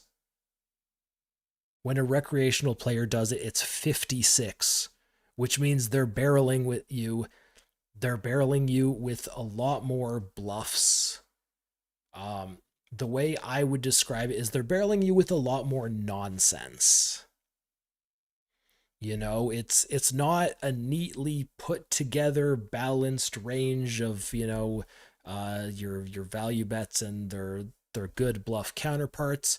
It's just they're betting into you. There's a little bit too much nonsense in there. They have a hand, they don't know what to do with it, they just bet it, and they end up just losing at showdown quite a bit more because there's nonsense in there.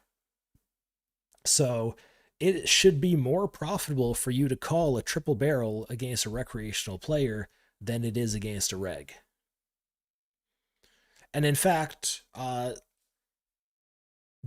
if this was, a purely like value bet plus bluff versus bluff catcher situation, if they're only winning 56% at showdown, you can call with like any bluff catcher on the river against a recreational player's triple barrel.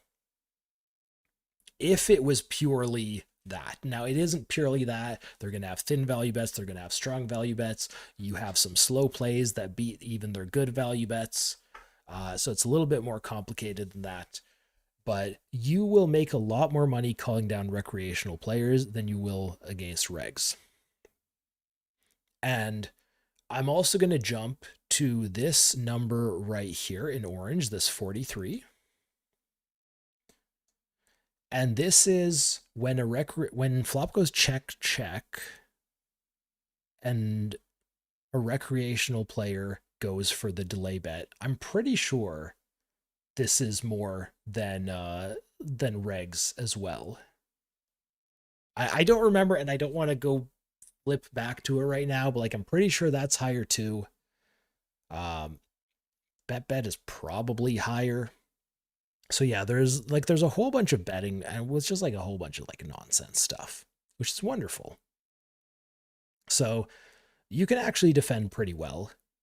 Now, this is not something that maybe I can look at this here. So if we look at what happens when they bet river,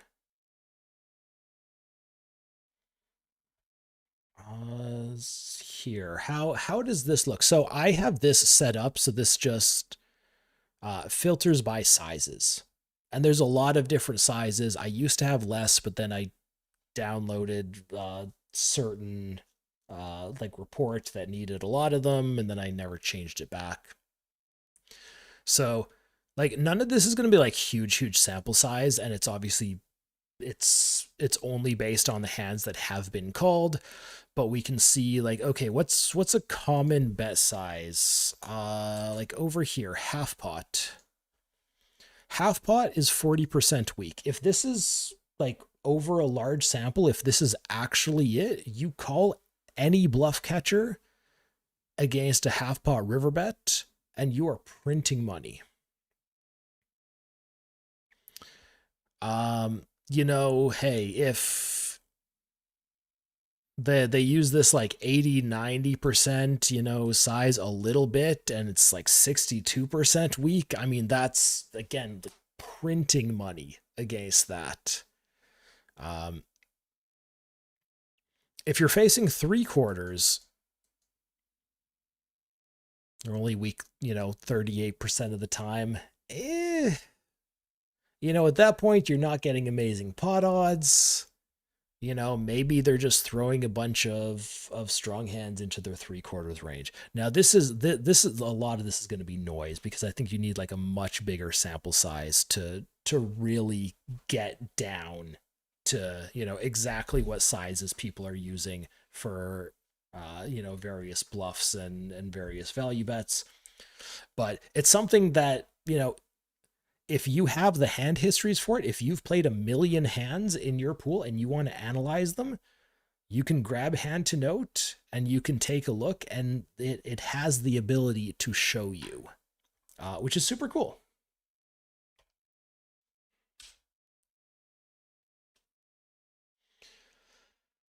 And so this is pretty similar to what regs do as well. If they happen to miss a C bet, you know, if instead of going for the flop C bet, they go for the flop check, well, they're folding a lot to the turn bets. If they bet flop, check turn, and then they get to the river, they fold a lot to river bets. If they check check, they're folding a lot to the river bets as well. But they actually call more often than regs do. Regs are nittier, of course. If you've seen me streaming and you've heard me saying like, I'm gonna take this bluff, but it's, you know, it's not as good as it could be, or, you know, it's against this player, I'm a little bit less optimistic about it. It's not necessarily because, you know, I think it's going to be a minus EV bluff. I don't think I should take minus EV bluffs. But it's a situation where if I know, you know, the average player folds 80% of the time, you know, so we're just absolutely printing. But, you know, let's just say I have a bunch of HUD stats on this guy and this guy only folds 55% of the time, then you're still making money with your bluffs, provided they're not insanely huge. But you're just making less. So bluffs are often going to make less against, players who call. Dumb statement of the day.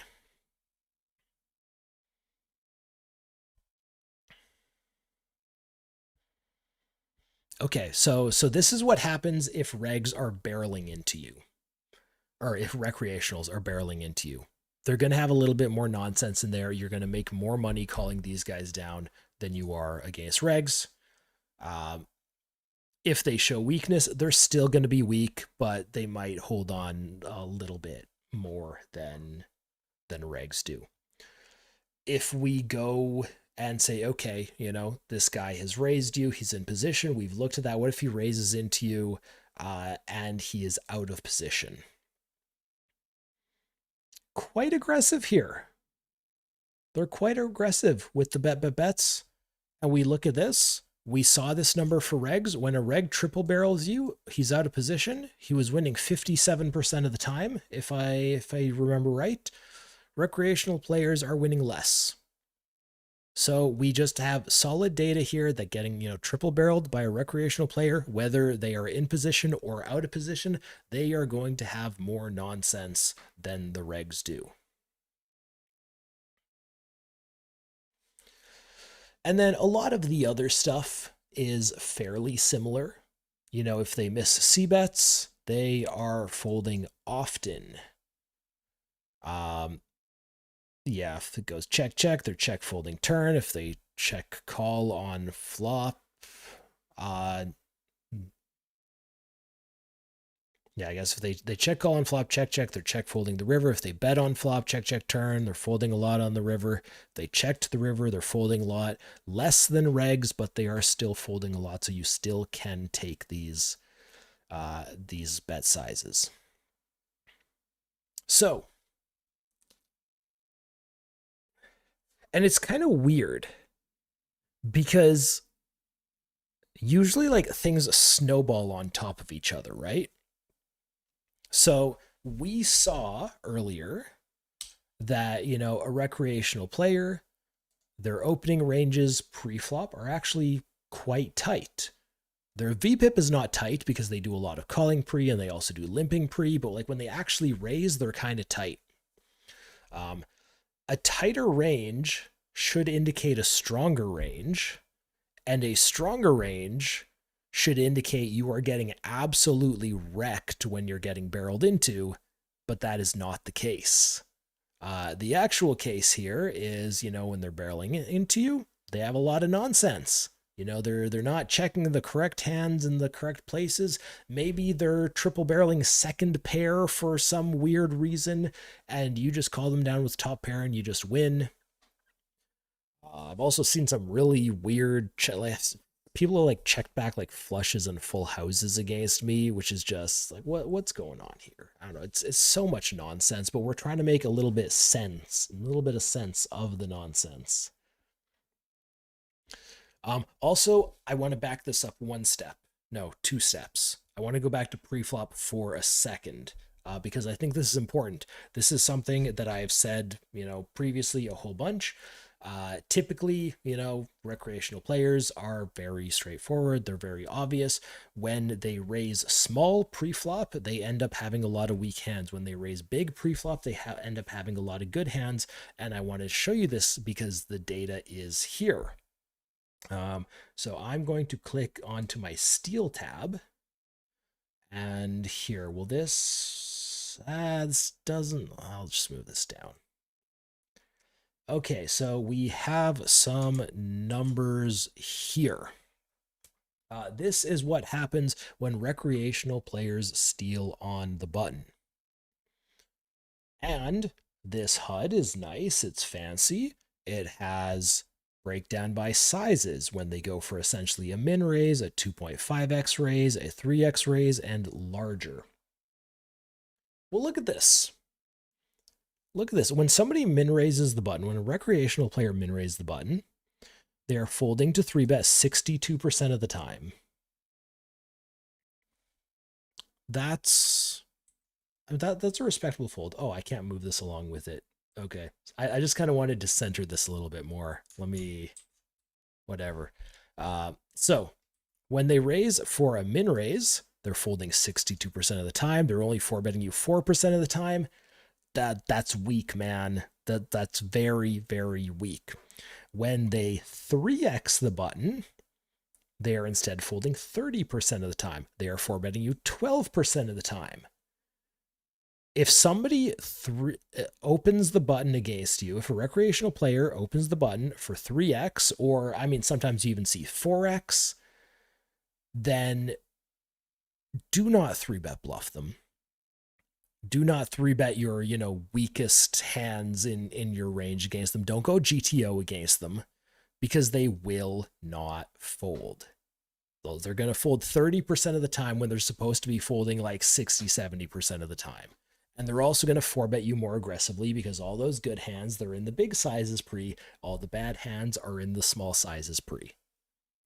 This doesn't necessarily apply to somebody who's just using the same size all the time from all positions. If somebody's just min raising from everywhere, sure, they're going to have the big hands in those ranges. But if anybody is messing around with their preflop sizing at all, literally bigger means stronger.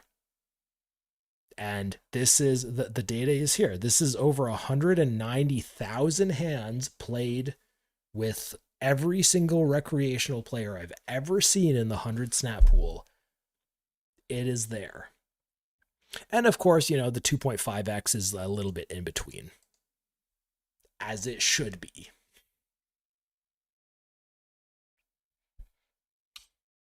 Okay, so I just wanted to jump back just there a little bit. If people are raising big into you, they're stronger than if they're min raising or 2.5xing or whatever.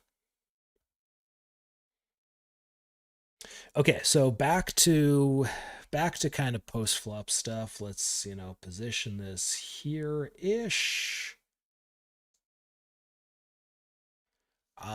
So we've already looked at, what happens when a recreational player is barreling into you in position, what happens when they're barreling into you out of position. What happens when you're the aggressor now? So you've gone ahead and you're trying to steal their blind. They defend in their big blind. They're calling you out of position. First thing that stands out, very, very obviously, they're not raising you. This, I mean, like, it depends again a bit on like the bet composition and the raise size that people take. But, something like, 13, 14, 15% check raise overall is like a good, strong check raise that you want to be using, if you're a reg. These guys are doing like 2/3 of that, half of that. So when you get check raised, you're often doing less well. It depends a little bit on the player. Also depends on sizing. Like if somebody check min raises you on the flop, they never have anything.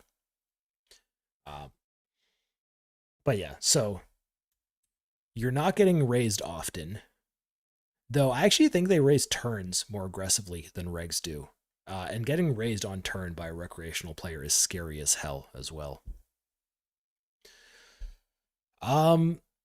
I mean, they're still kind of foldy. You just kind of, have to be out of position. So you can c-bet recreational players with any 2 cards. You've seen me do it countless times on streams, and I'll say I'm just going any 2 cards against this guy because they don't respond to aggression well. And I mean, it's literally right here, versus small bets, this 38% fold, that's an overfold. 10% check raise, that's way too low of a check raise. They're not punishing me for it. And then we can get into turn stuff. Now, I tried to do this for River a little bit, but we actually have like some data for turn stuff, and we can see, how are recreational players doing on turn. So I'm going to bring us over here, and we get this like just this big long column, and we can see, how often are they folding against quarter pot, third pot, half pot, whatever bets.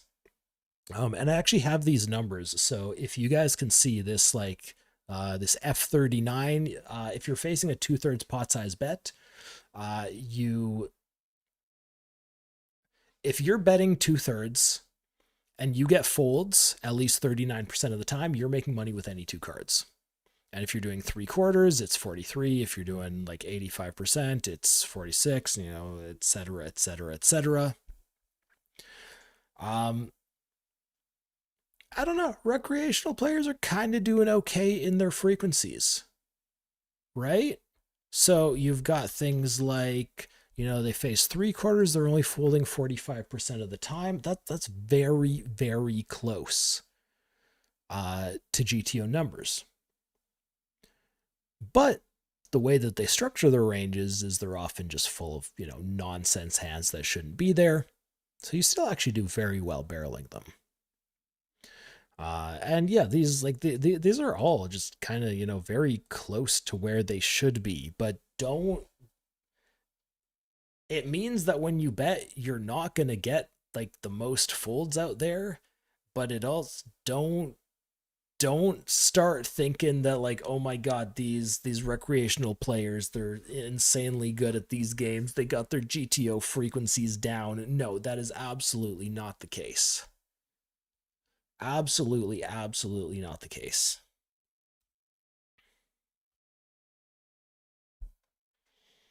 So you can barrel reasonably. You're not going to get raised much. It's going to be pretty smooth sailing for you. Uh, don't be surprised if you're getting called more than against recreationals or than against regs, because regs are on the tighter side. Recreationals are not. Oh damn, Cherry, you fell straight into my trap.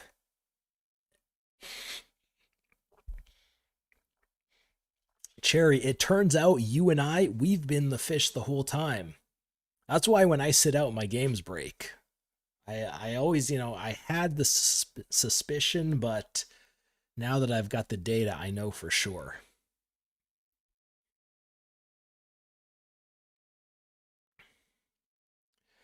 And then, same as before, same as, everyone, honestly. Anytime, against a delayed bet, they had the opportunity to go for the turn probe, they didn't, fold in a bunch. Check call, check, and they didn't bet, fold in a bunch. Check, check, they didn't bet, fold in a bunch. These are like universal fold a ton numbers. Now, one interesting spot where recreational players actually do differ quite a bit from regs is after flop goes check, they actually stab a good amount more than regular players do. And this is probably another thing you've seen me say on stream. I would check back a flop and I'd say, all right, guys, the name of the game is don't fold to this guy. Because they go for that, they go for the turn bet. Are they winning at showdown a bunch after that turn bet? Nah. They go for the turn bet and the river bet. Are they winning a bunch at showdown after they do that? Nah. They are just betting for the sake of betting. They sensed weakness. We go for the check back. They go for the bet. And you should very, very, very much not fold to them. The real EV is the friends we made along the way. Oh, 100% Cherry. That's why I'm on stream, man. Just mindlessly grinding on my own. No, get that nonsense out of here. And see, the funny thing here is, like, this is something that recreational players actually do well. And there's a lot of stuff that you see in these games where it's like players accidentally doing things well. Like, the average player folds an insane amount to 4-bets, but that's okay because the average player under 4-bets. The 4-bets are too strong. People, accidentally fold too much against them. Not some people it's on purpose, but a lot of people it's just accidentally. It's just they're just not as good as the game as they want to be. but it ends up being, a good, like, accidental exploit. And so you got this spot, flop goes check, check. The in position player elects not to c bet. Recreational players will stab out really wide. And that's a good exploit because when we were back looking at what the regs are doing, regs check back the flop. They fold an insane amount against turn bets. You can bet any two cards into them. So what are the recreational players doing? They're betting any two cards into them. And so if you fall into that category where you check back the flop and then, you're being really straightforward, you're betting all your good hands on flop. When you check back, maybe you have like some second pair, you have like some high card ace, you face a bet, you face two bets, and then you fold. You are playing, the way that the pool average plays, and the recreational players are just, they're taking advantage, whether it's on purpose or not. So you kind of have to adjust your play. Like, if you're up against a regular, you go for the check back. The bets coming at you on turn are going to be pretty strong. You still need to try to make, a decent defense. And if you're up against a recreational player, you go for the check back on flop. They're just going to bet at you quite wide. And in fact, like in other pools that I've analyzed, like this number is even bigger, by the way. There's some crazy stuff going on. So if you play the same way against regs as you do against recs, the recs are going to wreck you.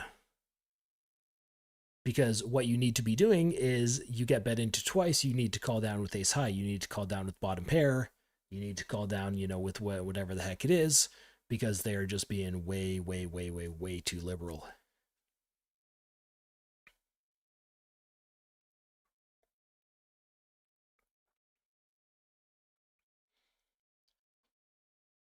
Also, it's always fun to see a 99 in here. Check, check, check, check, check raise the river. They've won every single time. So, guys, if a recreational player check raises you on the river, just fold. Just fold. Okay. We've covered a bit of, how recreational players defend their blinds. You can still barrel into them quite liberally. Very, very nice exploit is if you have a hand that's not planning to go for 3 barrels to begin with. If you got something that you think is only worth like 1 street or 2 streets of value, check it back on the flop. You will get bet into very liberally. And then, just earn money from there. Now, can I see this? Hold on a second. I'm going to go ahead and close this, and we're going to look at boards. And this is actually fun because this is something that if I had a lot more data, this would be more useful. But Hand2Note also allows you to break it down by here. Maybe I'll just move this down here to this zone. Yeah, there we go. Okay, so we can actually look at, they flop goes check, check. These guys bet into you. They're going for the turn probe. You can actually see what boards they like to attack. And it looks like there's not that big of a difference here. So I believe this is filtering by like what you get on turn.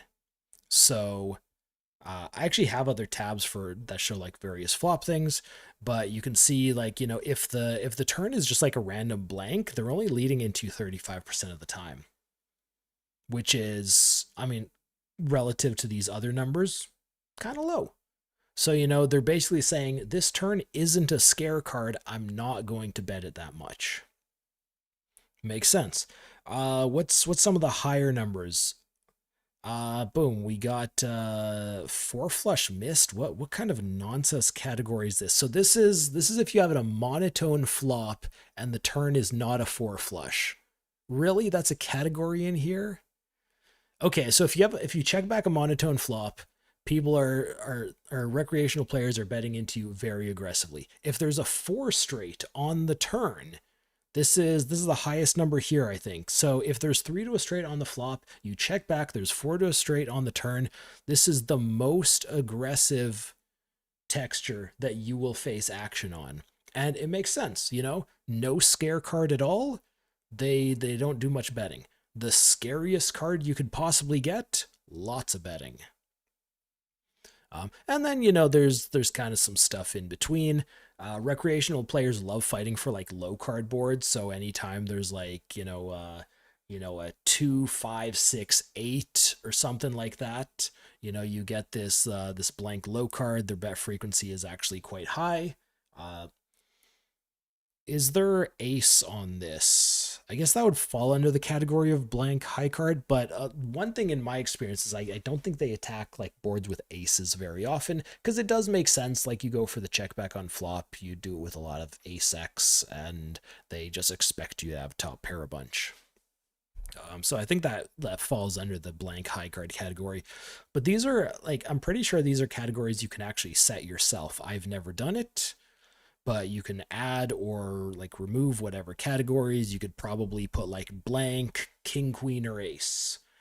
So like really high cards, you could put something like middling. Really like attacking like straight completes, a little bit less so on flush completes. But so if you played more than 190,000 hands in your player pool, which, you know, this is my player pool, this is my 190,000 hands. Let's just say you've played 300,000 or 400, or you've played 1,000,000 hands of poker in whatever game you're playing. You can look at this and you could probably get some really strong numbers. By the way,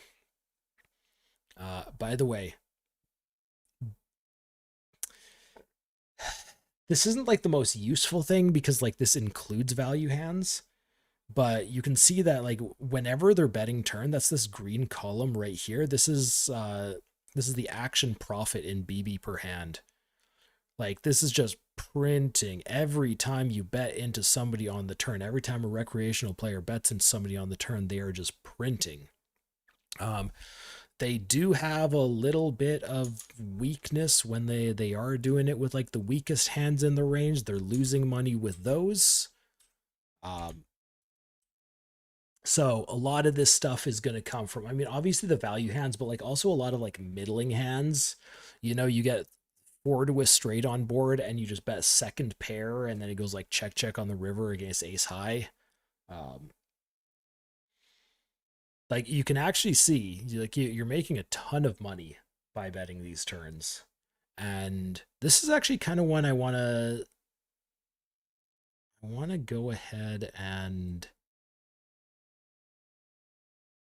okay, so this is 3.5 minus 2.3. So this is average, and this is with bad hands. So I'm going to set this back to reg.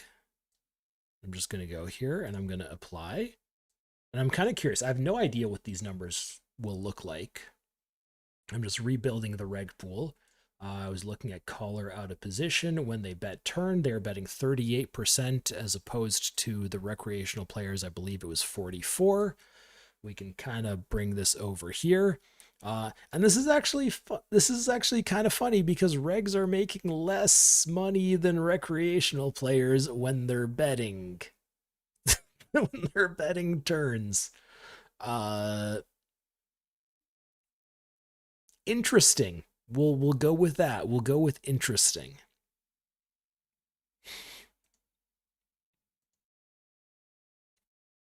And this is actually a fun thing. Like if you want to analyze your actual own stats, you can take a look at, you know, I have this running for the entire pool.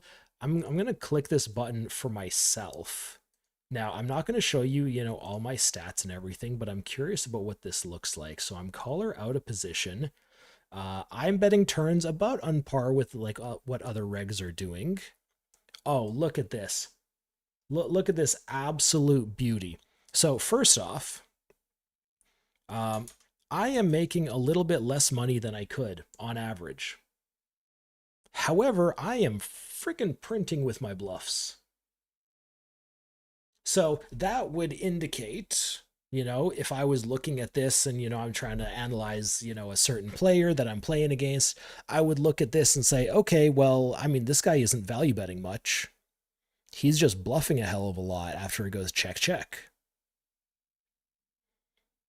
Because look, most of this 3.3 BB per 100 is coming from weak hands.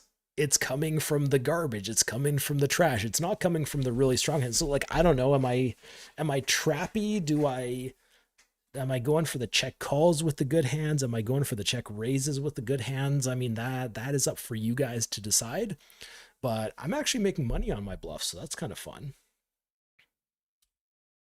I literally did not know what my numbers were going to look like. I'm going to go ahead and run this for we're going back to the recreational player report here. So I don't know, fun little detour there. I'm making money on my bluffs, guys. I'm actually making quite a bit of money on my bluffs because that is those numbers. Those were for BB per hand, by the way, which is kind of insane. Kind of absolutely insane. So we're back for the recreational players here. And so like when recreational players bet the turn, they are making 3.5 big blinds per hand, not 3.5 big blinds per 100. This is BB per hand. If you want to multiply it by 100 to get BB per 100. When a recreational player bets the turn, they are making 350 big blinds per 100. And they are doing it because people still fold to them for some weird reason. Hey, Silent Samurai, I'll see you around, man. So you got to stop folding these. There's just going to be a little bit too much nonsense. All right, okay. Let's bring this back. Hold on here. Whereabouts were we? Was we're something like this.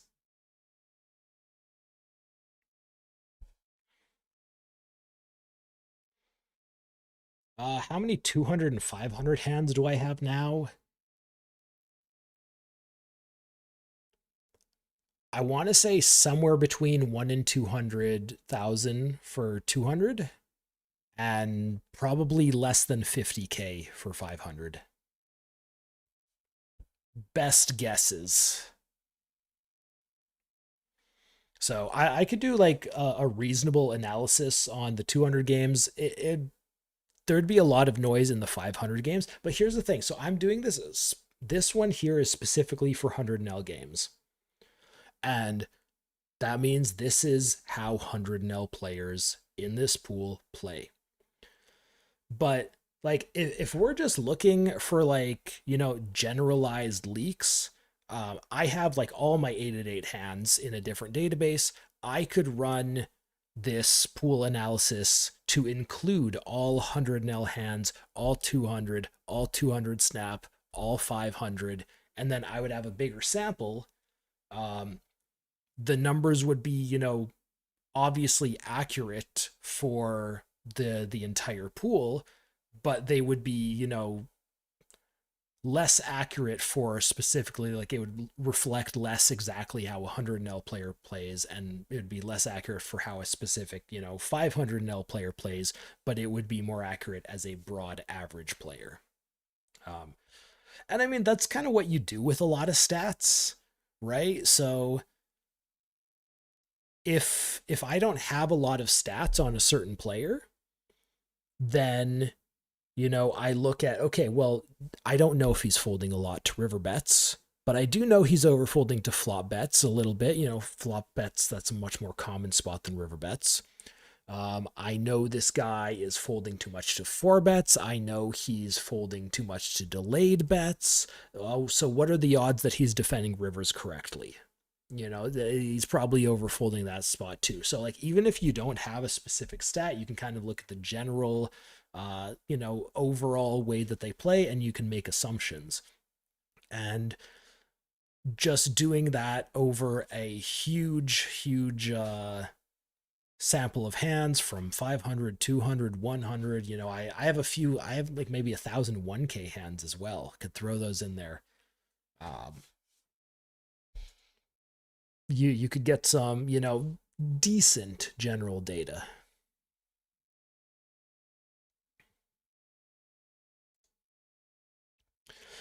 All right, so we kind of went off on a little bit of a tangent there. It wouldn't be a Komodo stream if that didn't happen. So now the question is, hey, we've looked at how recreational players are defending out of position. We can look at how they're defending in position. Maybe move this over here like this. And so this is when somebody calls you blind versus blind. This is when you raise under the gun. Somebody calls you on the button. And it's kind of the same tendencies here. There's a lot less folding. In fact, dare I say, just based on the percentages, recreational players are defending flops against small bets pretty well.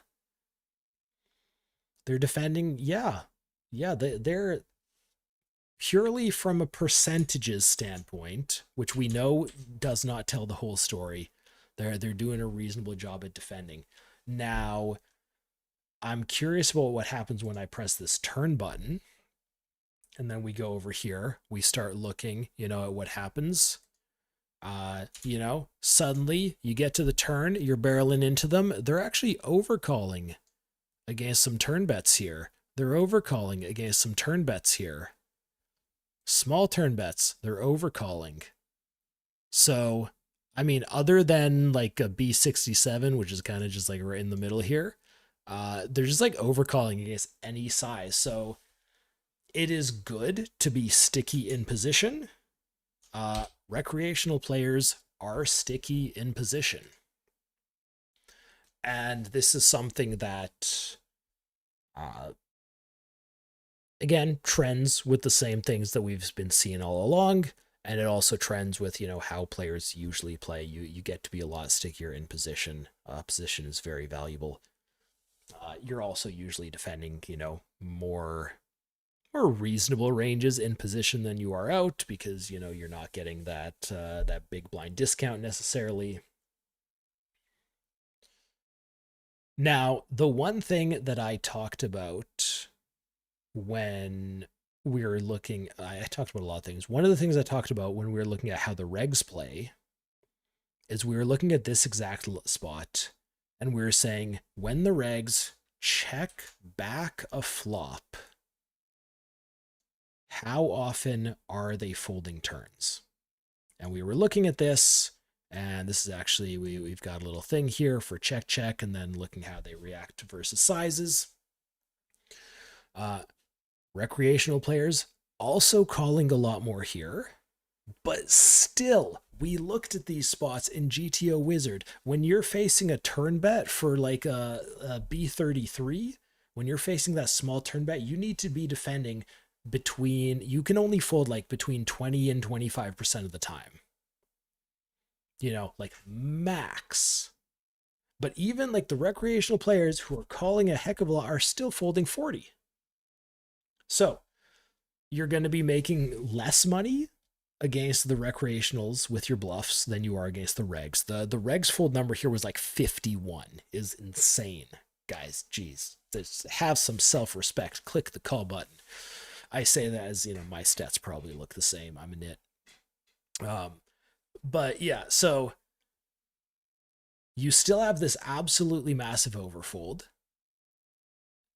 Recreational players are more elastic to sizes than regs are, which is crazy. Regs is just like literally calling the exact same thing against all sizes.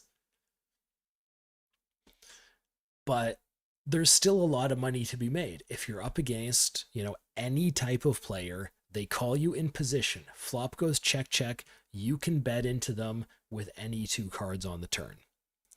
Do you necessarily want to do that against a player that you're playing with every day and, they get to showdown and see that you have absolute garbage? Yeah, maybe not. If you're on an anonymous site, do you want to do it with literally any two cards? I'll say literally any two bluffs. I'll say yes. And the reason that I don't say any two cards is because there's things that you can try to work around with here.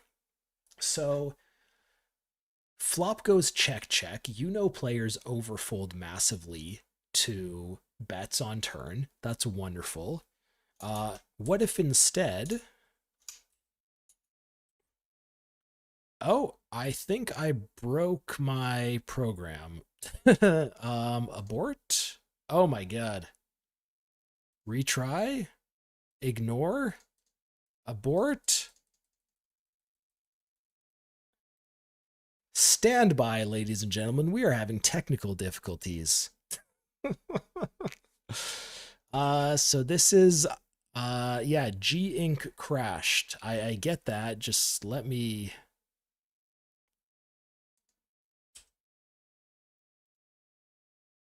G Inc end task. Okay. All right, it's gone. Let me Oh, how do I get to it? Okay, hold on. I think I need to go find it in my downloads. Da, da, da. Downloads, G Inc. Start it. Get rid of this. Da, da, da, da. Yay, it works. All right, guys, we are back. Now the question is, what the hell was I saying? Right. From a strategic point of view, if you have players like overfolding to a certain line, you don't necessarily want to just, pummel them with any two cards because, you have options. If flop goes check, check, and then you can say, okay, well, if I bet into him, he's going to overfold massively. That's that 51 there. That's great if you have a bluff. Is it great if you have like a premium hand? Well, no. So instead, you can say, hey, we're not going to do that. Instead, I'm going to double check to them. They're going to bet into me 40% of the time. And then, from there, we can check raise. I don't really have data on how much they bet fold. That is way too small of a sample. It's only 24 hands. But you can just try to put your value hands into like a check raise range, or try to put your value hands in, if it does go check check on the turn, maybe, you can try to get into doing something on the river. But just because like there's a big overfold in like one certain spot doesn't mean you have to necessarily put your value hands in it. And this is something that's actually a big difference between like real life and using a solver. Because when you're using a solver, a solver will just like go all in on one line. So if somebody is overfolding to flop bets, the solver will just like any two cards bet. Because that is how the solver plays. It's taking maximum advantage. And the way that the solver works is, both sides, both players in the sim know how the other one is playing, and therefore, will adjust to any changes. So if you're in a solver, the solver is never going to go, okay, well, I'm going to bluff every single bluff I have in this line. I'm going to put every single value hand I have into another line. It's just not going to do that because that's insane. You don't put all your bluffs in a bet line and all your value hands into a check line. If you're playing against, real players that don't know your exact strategy and they overfold massively to bets, then you don't necessarily have to bet your good hands. You might still want to, but you don't have to. And so I'm just throwing that out there.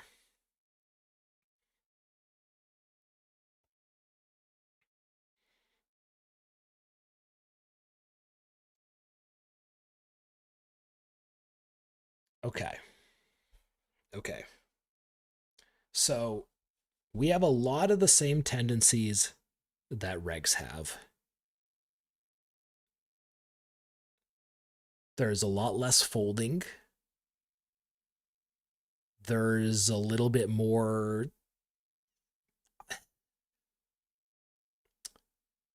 I mean, okay, fine. I'll say there's more bluffing.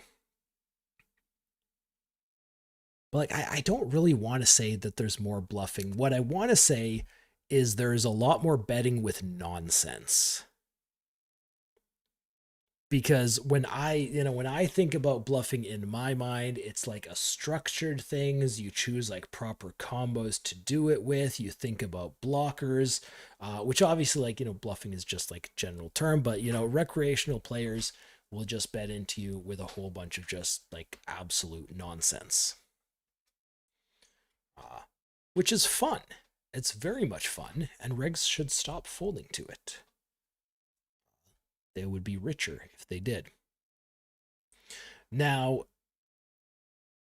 so we've covered a lot of like single raise pot stuff.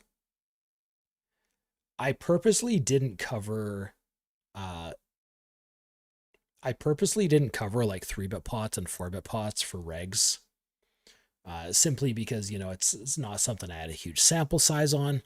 I do want to at least briefly show you guys what happens when a recreational player gets 3-bet.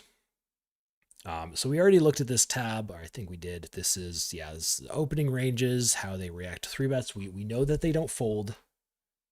Players do not fold to 3-bets.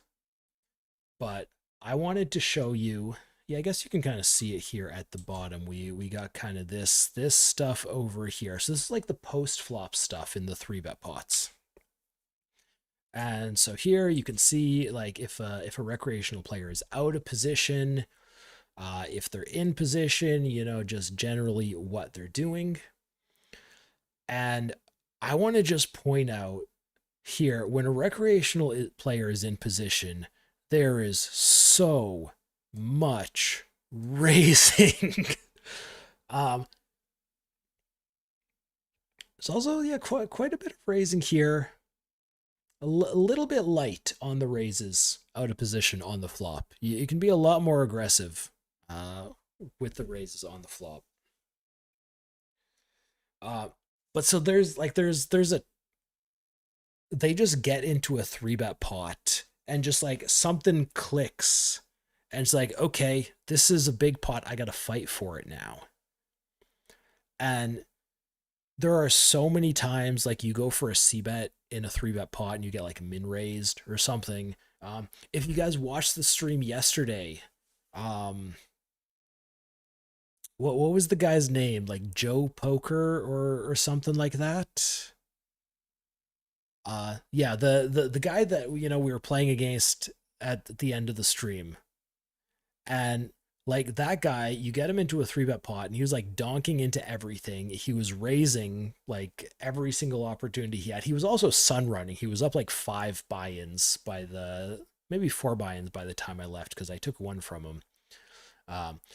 But he was just like, he was raising a bunch and he just like literally always had it. But we can get into some kind of fun stuff here. And I know that these numbers are small, but when a recreational player raises the turn, you have this 1 money at showdown stat. After they throw in a raise, they got 1 money at showdown. And we were looking at this, we were looking at how the regs play, not in 3-bet pots, but like in single raise pots. And they were going for triple barrels, they were winning a lot at showdown. They were going for like raises on later streets, they were winning a lot at showdown.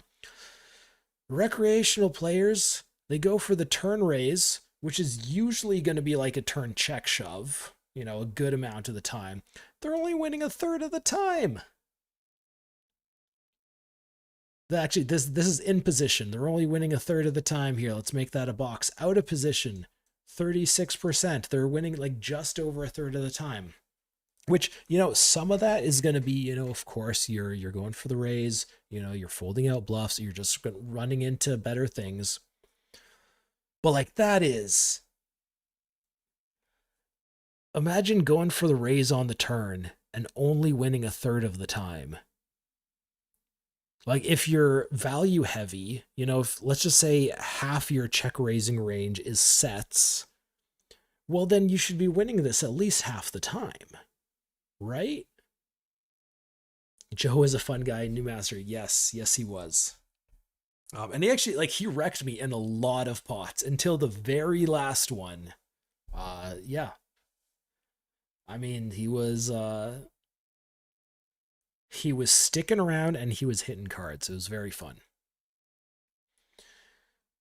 But so yeah, you get into these 3-bet pots, and if you're up against a recreational player, they're just super aggressive. Not necessarily, I'll say, pure bluffs, but like lots of nonsense. So, let's say the board is ace, 5, 7, and then like the turn is a king. And maybe there's like a flush draw out there. Like a lot of recreational players, you bet the turn and they'll just like check shove on you with like ace 10, which is way overplaying your ace. But they think it's like, oh, it's an ace king high board. He's probably going to try to rep it. He's probably going to be bluffing a lot. There's a flush draw. We don't want the flush draw to get there. I mean, with the 5-7, there's a straight draw. There's gut shots. We don't want those to get there. They just like check raise all in with, yeah, just, ace 10, ace 8, whatever. And it's just nonsense. Now, I am a little bit curious, always curious. I'm going to screenshot this. Got a little screenshot here. I am going to compare this to what the reg stats look like. And I don't actually know what the reg stats look like. I haven't looked at them.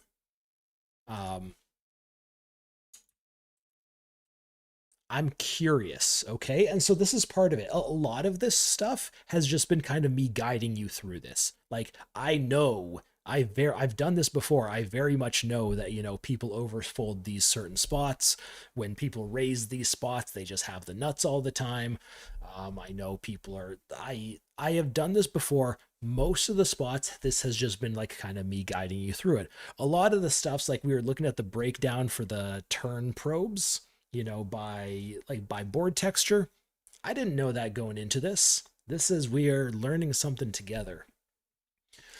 So let's go into here, go alias, set to reg, apply. Versus 3-bet. Oh, look at this. Look at this. Okay, so here, can I arrange this? Does this look dumb? So we've got, this is the rec. As I need to work on my penmanship. And this down here, we'll say this is reg. So I mean, in terms of like, overall numbers, fold frequencies on flops, turns, and rivers, there's, not necessarily a huge difference. Regs do a little bit better job of check raising flops, but that's still a few percentage points short, which means if you're up against a reg who's out of position, you can actually c-bet into them aggressively. And we have already gone over the fact that regs defend out of position against 3-bets far too wide. So you combine that with the fact that they don't check raise as often as they should. Maybe that's because their range is too weak and therefore they can't check raise. Maybe it's just because they have the tendency to be passive, but you're up against too wide of a range and they're not defending it aggressively enough. You just get to c-bet like mad into players in 3-bet pots. But look at this. So when a reg check raises on flop, he ends up winning 52% of the time. When a recreational player does it, it's 48, even though the reg is check raising wider. When a recreational player check raises on turn here, we got this 36. They're not winning much at all. When a reg check raises on turn, it's 40. So, I mean, still, it's certainly not a spot where they're just raising the nuts all the time, but they're doing better. Right? The regs check raise ranges are a little bit more structured, a little bit, more decent equity hands instead of just, kind of hopeless nonsense. We got the recs up here. We got the regs down here. This is when they're in position. We can look. Recreational players raise and flop like mad. This is, I think, about 10% is an average for like a GTO response, but that I'm actually not 100% sure about that number, because if you rewind a few years, it was very common to just like range bet like every single flop for 1/3. Um, that trend is no longer really present. There's a lot of small betting, like range betting still, but there's also a lot of like half pot betting and 2/3 pot betting. And against those bet sizes, you actually raise less. So what the exact number is, I don't 100% know, but I think it's supposed to be like roughly 10%. So recreational players just going absolutely mad. Regs being a little bit too tight with it. But look what happens when a recreational player raises you on the flop. They're winning less than half the time. When a reg does it, they're winning, nearly 60% of the time here. What's up, Christaborg? And then look at this. Recreational player shoves over your turn bet.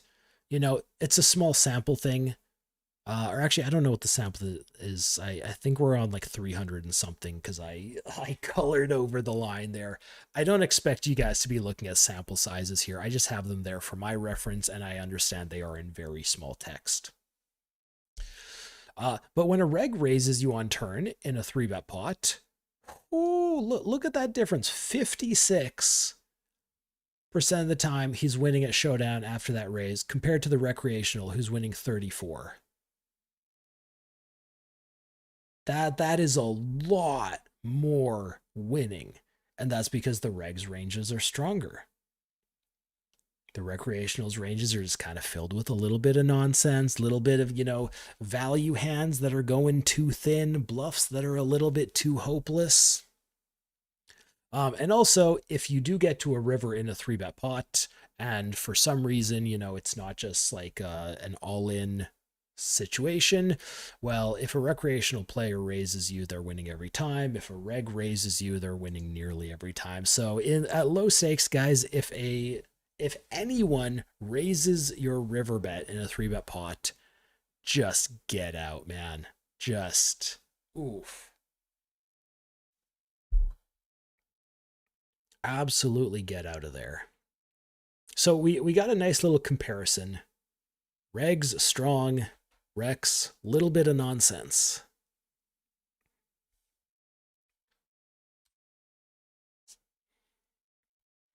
And by a little bit of nonsense, I do mean a lot of nonsense, because like it's so much raising. Like I didn't even really get to the percentages here. 14% for the Rex, 8% for the Regs, 16% for the Rex, 10% for the Regs.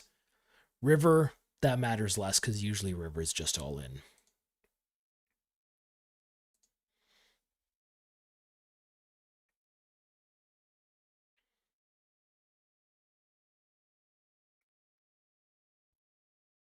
Now this does require a little bit of a deeper dive, and it's also something that if you have more hands, you can get better data on this, because of course this is literally a numbers game.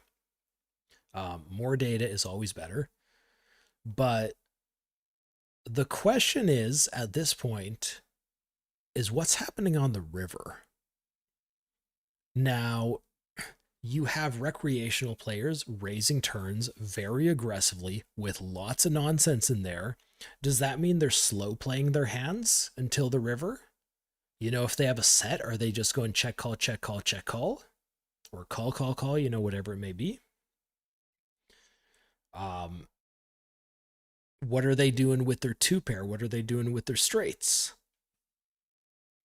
There's something that is not shown here, but I actually do have in like a different tab, where you can actually look at what's happening when players like donk bet as well, how much they're winning, what sizes they're taking, what kind of hands go into what categories. It's not a very common line. We're not going to have a bunch of data for it, but the information is there. And so there's nothing crazy here at a glance. Hey, recreational players, they fold rivers in position 44% of the time. Hey, regs fold 43% of the time. I mean, that is literally the same number. They're both over small sample sizes. You do have to remember that 44%, like the range that gets to the river for a recreational player is a lot wider than a reg as well, because they're just playing wider pre-flop. They're not folding to those 3 bets in the first place. It all compounds. So you're wider pre, you're wider on the flop, you're wider on the turn, you're wider on the river. Unless you have some crazy high fold numbers somewhere, which, I mean, we've already seen, we very clearly do not have crazy high fold numbers. Uh, but so yeah, if I had, let's say I had like, 500,000 hands in this game, I might have a much larger sample for what people are doing on river. I could actually look at, by the way, this is here, let me do this. Let me get rid of that. Maybe this view right here. So I've been looking at like just plain stats, but the nice thing about Hand2Note is I can say, okay, so we're looking at regs here. And in position in a 3-bet pot, they're facing c-bets. They get triple barreled. I have the stat here. This is how often they get called on, or they go for a call on river against a triple barrel. You guys can't see it that well. It's small. I get it. That is not the point. The point is, if I click on it, then first off, we can see like a little breakdown of, what type of hands are actually getting to the river. Most of them are top pair plus or 2-pair plus, which could actually give you a little bit of an idea, because, most of the time, you're facing a triple barrel, you're not necessarily only going to be running into, you're not only supposed to call your really good hands, you're supposed to call bluff catchers too. So here, like, there's a little bit of middle pair, there's a little bit of low pair. So there are some bluff catchers being taken here, but like the vast majority of the time, it's just like a whole bunch of good hands. And I could actually hit the hands button here, which literally shows me, here's a hand.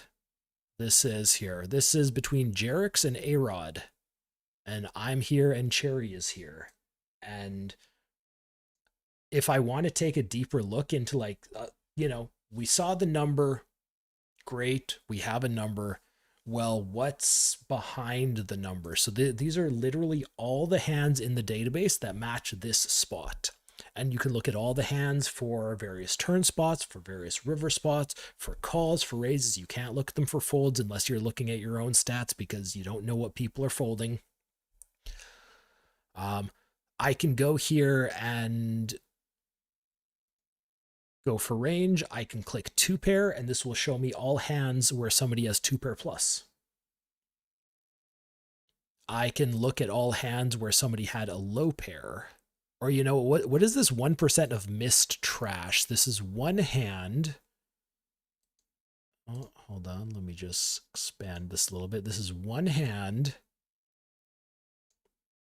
Slow the hell down. Okay, no, so oh, this is cherry wine. We're looking at one of your hands. So cherry wine goes for the ace jack. I folded 4s in the small blind. Yeah, that sounds right. You got a half stack recreational player here in the big blind named Poke Me 81, goes for a 3-bet. Cherry goes for the call. We got the half pot, we got the call, we got the half pot again, we got the call. He only has 16 BB left. There's 55 in the middle. He goes for it again. Cherry goes for the call, gets shown the queen jack bluff. Excellent hero call, Cherry. Well done. I mean, clearly that is a guy that, you're not looking to fold to, and it shows. So one hand, not going to show us much. But, if I had, say, 20 different hands of people just calling, it's categorized as missed trash. It's an ace high. So, we'll call it an ace high. I can't imagine a lot of people are calling with like king highs or queen highs. Cherry, you don't remember this one? Hold on. Can I see like when this was from? Right click. Copy hand, or her show hand history. This was November 29th, 2025. So, I mean, not that long ago, but it makes sense that you wouldn't remember it. And so, we can get an idea of, spots where people are calling ace highs. Here, there's, a few more samples of people calling low pairs. What is some of this stuff? Okay, hold on. We got is this shown nicely? Okay. So it looks like we got a hand from Pashu Pashu. Oh, thank goodness I'm not the one he called down.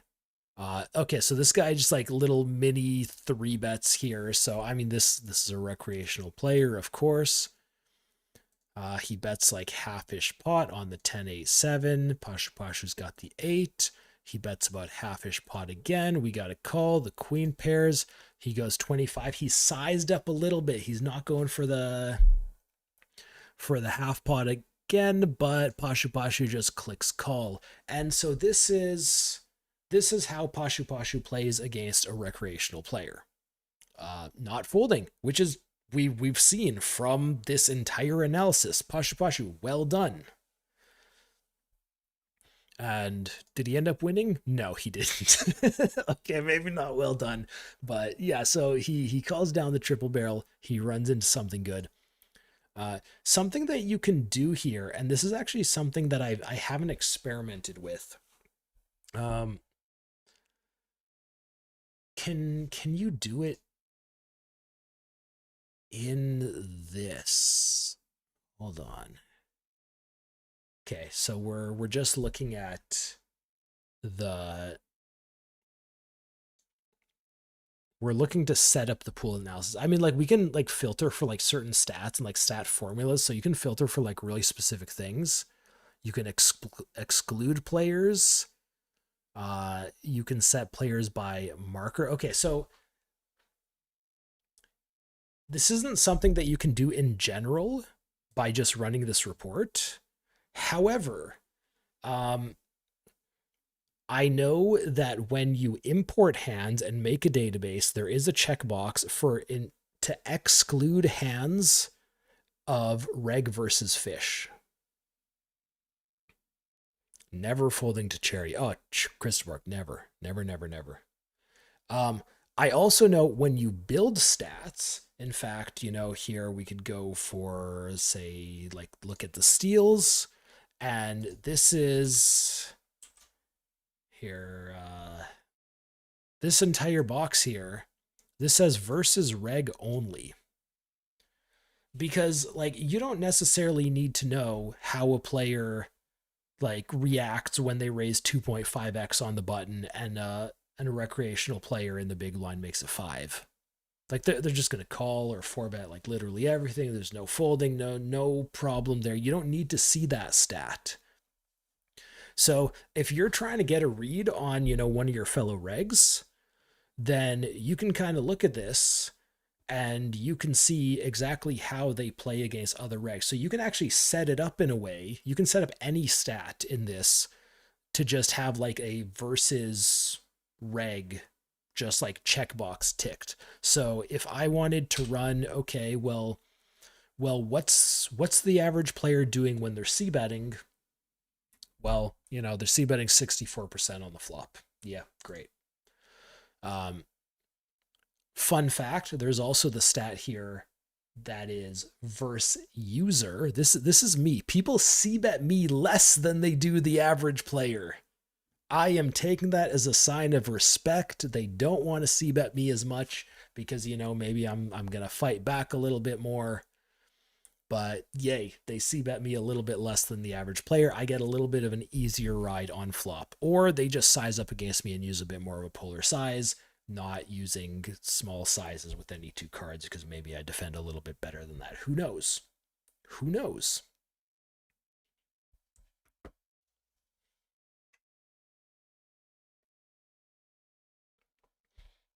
But yeah, you can set this up to analyze how regs play against regs, which will give you like really accurate ways of like how people deal with 3-bets, how people deal with 4-bets. You can set it up for how players play against you. And I assume there's not going to be any like groundbreaking things here because this is across like all regs. But I have this tab here. Okay, so people when regs play against a random person, they 3-bet 11%. Against me, they 3-bet 11. When they cold call, they do it same. They fold to my 4-bets, a little bit more. That's actually kind of significant. 4% extra fold to 4-bet.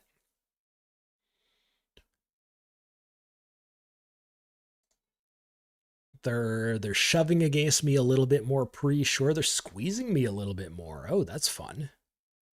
They're folding to my 3-bets a little bit more. That's actually understandable because my 3-bets are typically on the larger side. Like out of the big blind, I'll often, 3-bet to like 13 against a button when a lot of people do to like, 11. So take every piece of information you have with a grain of salt. Cherry, I've done a little bit of that. We can talk about that later. How are people doing folding to my c-bets? They're not changing. The average reg is not changing the way they play flops against me at all. They're not c-bet folding any differently. They're calling my floats, maybe a little bit more. They're raising me a little bit less. Okay, so this is, this is across all regs in this pool, which is 176 different players. It is unrealistic to expect that 176 different players will all adjust against me in a meaningful way. However, let's go in here and I am going to, how do we do this? Yeah, we can just straight up select players. So Jerix is the player I've played against the most. What if I just do like filter for any here? And I'm going to say, let's do the top 5 players I've played the most against. So we got Jerix, we got Pashu Pashu, we got Downer, we got Muchiko Pirate, and we got Andre. Let's do a little bit more than that. Samurai, Dabri, 27, Bully Bully, John Gotti. Is that 10? 1, 2, 3, 4, 5, 6, 7, 8, 9, 10. Okay, so we got our top 10. This is the players I've played against the most. These are the players who are most likely to be adjusting against me. I know for a fact,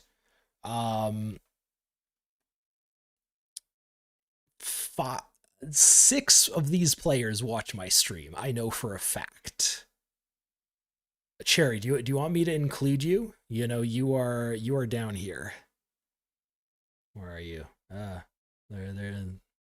There you are. Do you want me to include you in this? You probably adjust against me, but we haven't played that many hands together at 100 Snap. But I know you watch my stream. So I'm going to include you there for fun. We have 11 players selected, and now I'm just going to run this. And this is going to take the averages of what those 11 players doing. Now, it's going to be weighted towards the higher volume players. So Jerix is the player I've played against the most in this pool. It's going to be kind of heavily weighted towards him. But let's see what happens when I click this button. Then I wish I could zoom in like a little bit more here for you guys. I don't think I can. I'm sorry about that. But okay. So the players, a good 2/3 of which I know watch my stream. They 3-bet against average population, 10%. They do 11 against me. Not a huge difference. Let's look around here for any big differences. 6% difference in call versus 3-bet. Now that's, again, I use the larger 3-bets, but I don't know, that seems like a bit of a big difference. These players, they c-bet the flop a little bit more against me. That's fun. And they c-bet fold a little bit less. So they're on to me.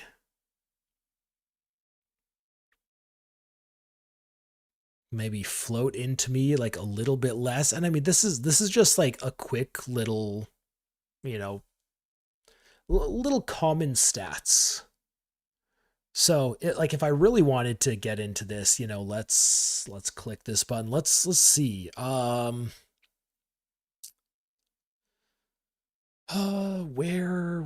do I want to do this? Folds. Here's the fold. Okay. Can you guys see this? There we go. Here we go. Okay, so I am looking at this box right here. This is folds. This is when people fold on flop, turn, and river. It doesn't matter against C bets. It doesn't matter if it's against a pro bet or a float bet or a delayed bet or if it's in a 3-bet pot or a single raise pot. This is just generalized fold frequencies.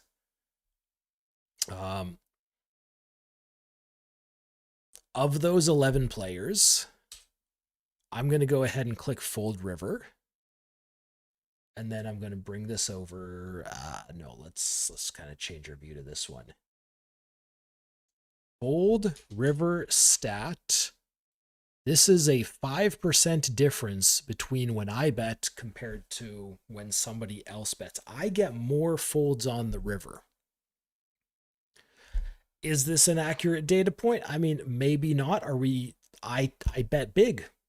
I like to overbet a bit. So, maybe it's not quite an apples to apples comparison. Maybe because I overbet more and a lot of these other guys, they just go like B75. Therefore, you fold more to me on the river.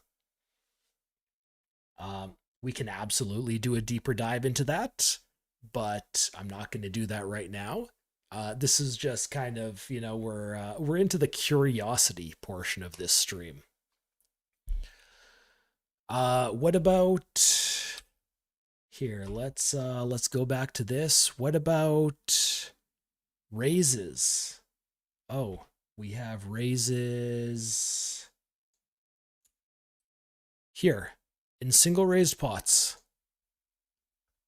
Raises. I'm gonna click this button. Oh, there's raise in position and raise out of position.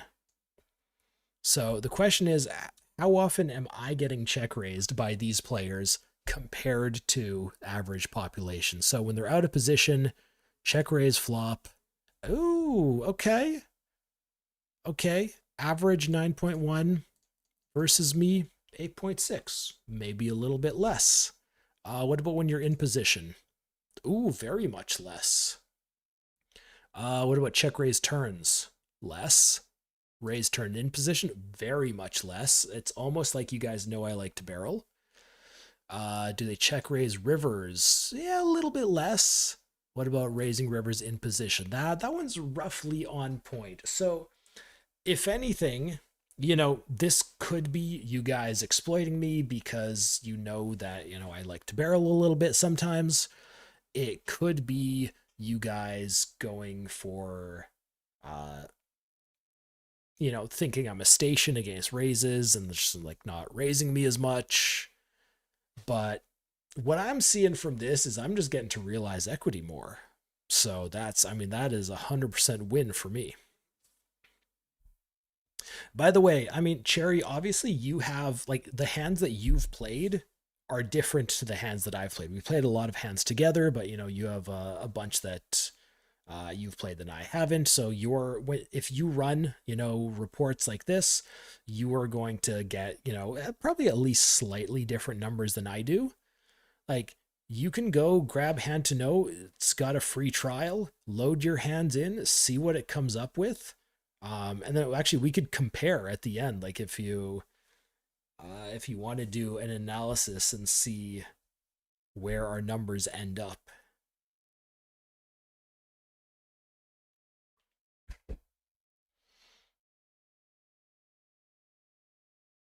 Okay, so here, let's go back to this view. I kind of stopped taking notes when we were doing like the recreational players thing, but let's bring this up. So okay, I'm gonna do two things right now.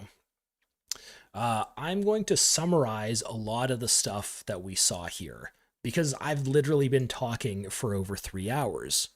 We covered a lot of stuff. If you guys, didn't follow it all, didn't catch it all, that's understandable. Again, it's been a while. Some of you probably just got here.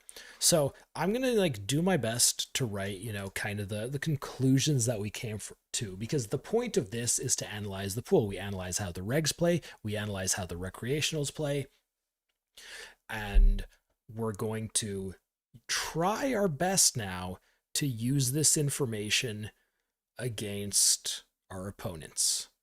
You know, if I know players don't bluff on rivers, I shouldn't be calling. If I know they check raise turns maniacally, we shouldn't be folding. So I'm gonna do this. I'm gonna quickly like write out some stuff, and then while I do that, I want you guys to take a moment. I want you guys to think. Oops, accidentally closed something here. Give me a sec. I want you guys to think, is there anything that you're curious about? Is there anything that you've had like a suspicion about? Like, I feel like players fold this certain spot a lot, but I'm not sure. Or I feel like players always have the nuts when they bet into me in this certain spot. Maybe it's like, what happens, what do ranges look like when somebody goes check call, donk shove in a 3-bet pot? They just donk shove the river on you. If there's any like, burning questions in the back of your mind, post them in chat. I'm gonna, kind of summarize things here, and then we'll just go exploring together.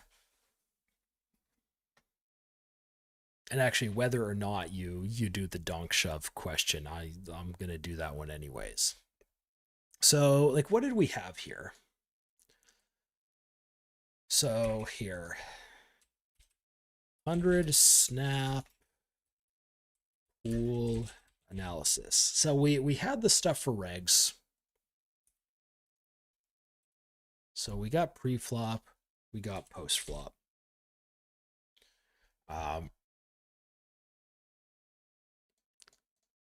Little bit too loose passive when they're facing aggression. Little bit too linear everywhere. I mean, those fit, together. Post-flop, too linear everywhere. When they show weakness below them, believe them. When they show strength, believe them. If they check in a spot where they could normally bet often, something like a c-bet, they are usually insanely weak. ...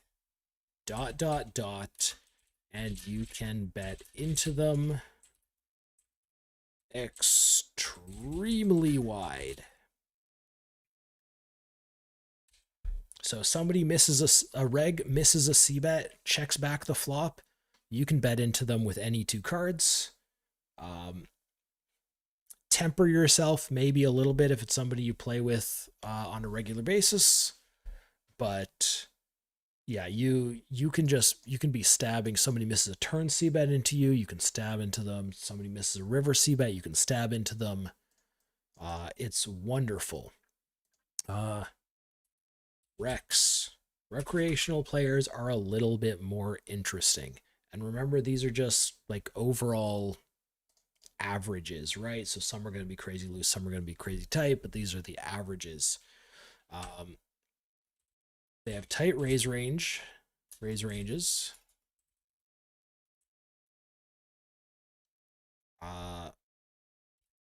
including raise first in, 3-bet, and 4-bet. And actually 5-bet, which we didn't talk about, but yeah. They never fold to 3-bets or 4-bets. So you want to 3-bet them aggressively. You want to 4-bet them aggressively. You want to be linear about it because they're going to call you with way too many crappy hands. Something like offsuit broadways are typically going to do quite well. Something like 5-4 suited, yeah, maybe a little bit less so. So they never fold to 3-bets or 4-bets. I got another one that I have an idea for that I'm curious about.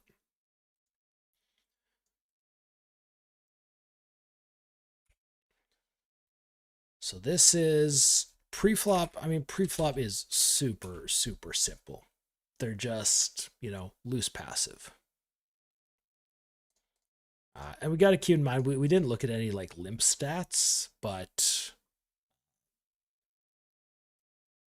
yeah, they limp a lot. So we're looking at post flop now.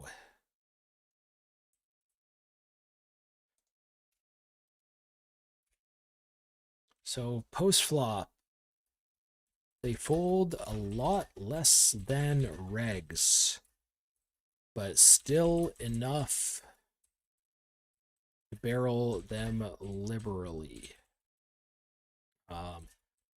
Especially, oh my god, I can't. Especially in spots where they miss a bet. So if they miss a C bet, you get to do the exact same thing you did against regs. You get to stab into them really wide. They're going to call you more. Does it mean that they're going to be calling enough to prevent you from making money with any two cards? Not necessarily. But, it's a spot, where a reg might fold 60% of the time, a recreational might fold 50%. So they're going to call you more, but you're still going to be able to make money from bets. In single raise pots, not enough check raises. In 3-bet pots, way too many check raises. Actually, the flop check raise, I'm gonna say way too many raises in general. They don't raise flops all that aggressively out of position, but we actually saw when they do, they're still making less money than regs because the ranges are just kind of full of nonsense. So even though the regs are raising wider, the fish are still raising weaker.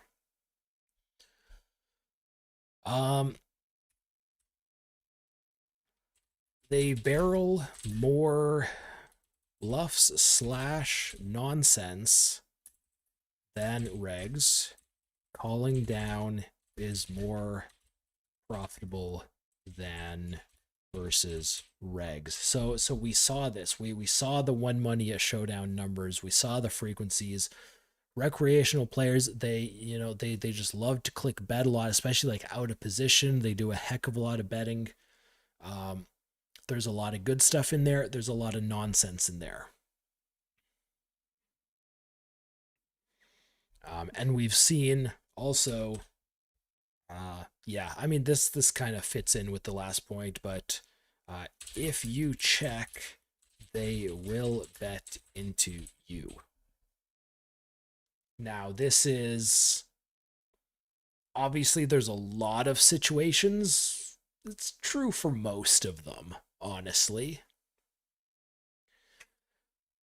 And okay, so this is roughly what we saw here. A lot of the stuff is pretty basic. There's, a few oddball things out there, like, even though their ranges are tight, there's not the fact that they are so far across the line for not folding to 3-bets that even though their initial range is super tight, their next range is not. Also here, let's add bigger pre equals stronger. We have, proved it based on, the hands that I have here. So we've proved it for this pool. There are probably a few other things in there, but I'm going to say, that's going to sum it up. If there's something I miss in there, I mean, feel free to let me know. I'll add it. Or, I mean, you can go rewatch, grab every single detail you want. If you want to screenshot this right now for some general notes, feel free to do so. And now we're just going to kind of mess around with it. We're going to explore. We're going to try to learn something. And again, if this is something that you guys want to try yourself, here I've been driving, right? I'm looking at my pool. I'm looking at the stats that I want to look at based on my hands. If you want to look at the stats for games for players in your games or your own stats, frankly, like it's a great way to leak bust. If you want to look at spots in your games, if you want to look at stats that I haven't been looking at, you can scroll down below the stream. There's a link to Hand2Note there. They have a free trial. You could check it out. You could load up your hands, get all the data you want. If you do end up wanting to buy something, you have code Komodo. You can get 10% off with that code. And I hope this will at least lead a few of you guys to much higher win rates. And now, okay, so I believe we have something to look into from Chabrok. Says, I'm having a hard time against those 5-0 maniacs that have like 50 plus VPIP, 25 3-bet or similar. If you don't hit anything until the turn, I usually give up, even though I know they probably don't have much. But then it's too costly to just go ahead to the river 5 times. You never hit anything. Am I supposed to just raise them or fold flop if I don't have anything? Okay, so first off, I mean, I said you can explore the stuff on your own. I do want to point something out here because, I ran this alias, like I did a specific thing here for like specific 11 players. Is there a button to just like completely reset this, or do I have to manually do it? I don't know. I'll just manually do it.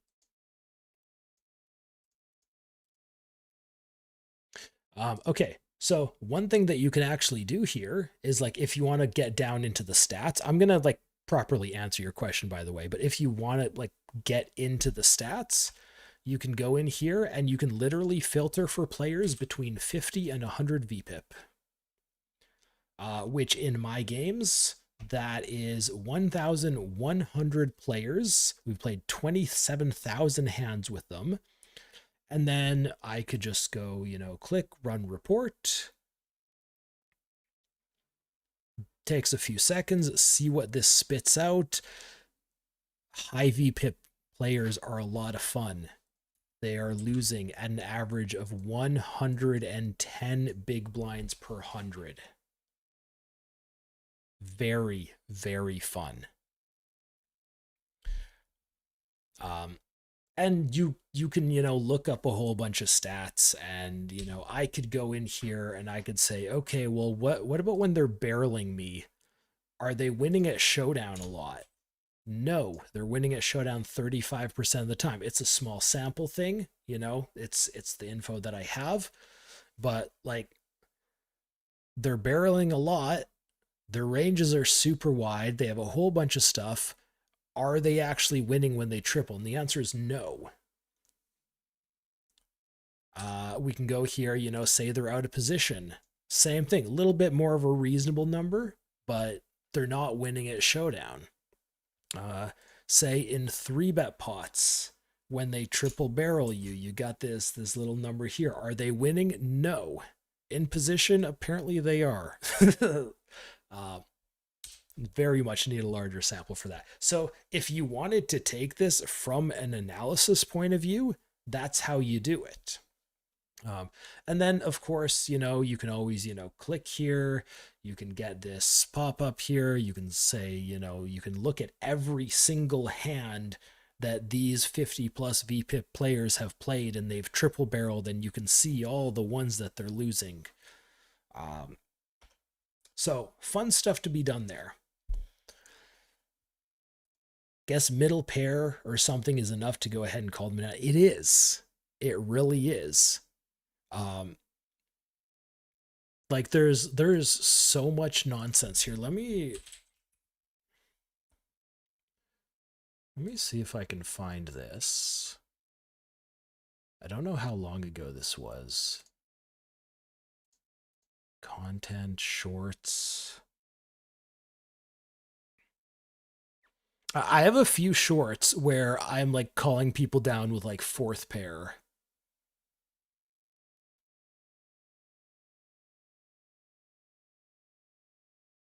Yeah, no, okay.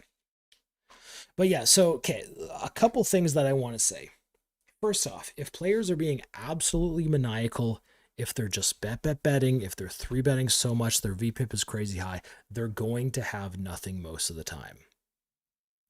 Uh, or if it's not nothing, it's just something weak. They're like triple barreling you with like bottom pair or something like that. So calling these players down is absolutely the way to go. And you need to remember that you got pot odds on your side. So you're facing a bet on the river. You don't need to win 100% of the time, right? You only need to win. I mean, depending on the bet sizes, potentially like a very small percentage of the time. And if people are just bluffing like mad, then you are going to hit those numbers. Um, I'll say be careful about getting into raise wars because there's if you have nothing and you think they have nothing and you go for like the turn raise, I mean, you'll probably get called down a lot later than you expect, which makes it great for value. Um, but like if you're bluffing like 7 high on the turn because you think this guy's getting out of line and you think he's gonna fold, he's probably not gonna fold. So like be careful with that. Obviously, if somebody is like really aggro but fit or fold against aggression, you can pull it off. But that is, yeah, there's especially like if they're three betting 25% of the time, like it's just you kind of just have to have a hand and go with it and just do not fold it. um so that's one thing. And the other thing that I want to talk about is setting yourself up in a way to get players to spew. So uh something you might see uh, once in a while. Like, say, a solid player under the gun raises, you're on the button. You have a good hand. You have the option to three bet them. You have the option to flat. Usually, especially at micros, it is very beneficial to play three bet or fold. But if you have an absolutely wild player in the big blind, flat your button with a strong hand instead. If they're as maniacal as you say and they're three betting like mad, they're gonna three bet. You can back raise or you can slow play or whatever it is that's appropriate for your situation. And then so you have opened the door for them joining the pot, and now once you're in the pot with them, you can take advantage. Um, if you're up against guys who love to check raise a lot, then bet into, never slow play a hand, because you're gonna bet your top set, they're gonna check raise you, they're gonna barrel off, and you're gonna make a hell of a lot of money. If you're up against guys who bet a lot facing weakness, now we've literally seen here, we looked at the recreational players, we saw that they bet a lot more than regs when the flop goes check check, so that's already a thing. I'm going to go ahead and look at this. Say caller out of position. Your 50 VPIP type players, they're a little bit more aggressive on average with the turn probes, but like nothing insane. Uh, the caliber of player that you're talking about here, maybe they are just absolutely insane. I could go ahead and run this. What's their VPIP is at least 40 or 50, and their PFR is at least 40. So I'm filtering out all your loose passive players. These are guys raising 40% of hands. These are your really really aggro guys. We can look at this and okay, all right, yeah, no number goes up. Basically no sample because I don't have a ton of guys like that in my database, but the number went up. So if you have a guy who bets into you super aggressively, set yourself up so you have strong hands when he bets. If somebody check raises super aggressively, set yourself up so you have strong hands when he goes for the check raise. One thing you very much do not want to do is like call a flop bet, call a turn bet, and then fold the river bet. because at that point you will just be hemorrhaging money because I mean, you put it in on the flop, you put it in on the turn, you're folding river. It's like that is like one of the worst things that you can do. So either, I mean, you need to plan ahead essentially. You know, obviously you don't know what the turn and the river card are going to be, but say you have a pair and you think that this guy's crazy and he's bluffing a lot, you commit to going like, call, call, call. Or if you have, say, you have like, random high card hand, you think, hey, this might be uh worth a call on the flop, but then maybe I'll have to fold it on the turn. Well, the thing about that is that the turn bet is coming very, very often. So if you look at, like strong poker strategy, or you're using like, PO solver or GTO wizard or something, there's always EV that comes from the fact that like, hey, your opponent's going to check the turn and then maybe you can like bluff them off a hand. If somebody's just going like bet into you, like that's not going to happen. So with some more marginal hands, with hands that can't improve well on turns, let's just say you have like some crappy high card that like might turn a gut shot, right? In a lot of normal circumstances, you might float that on the flop. But if you're just going to get barreled off it, you make your gut shot, not make a straight, but you get a gut shot on the turn and then you face a big bet and you have to fold it every single time.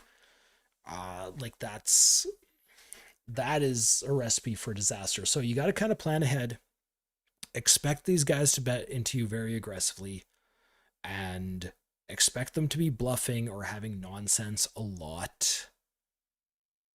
And then just, I mean, strap in for the ride.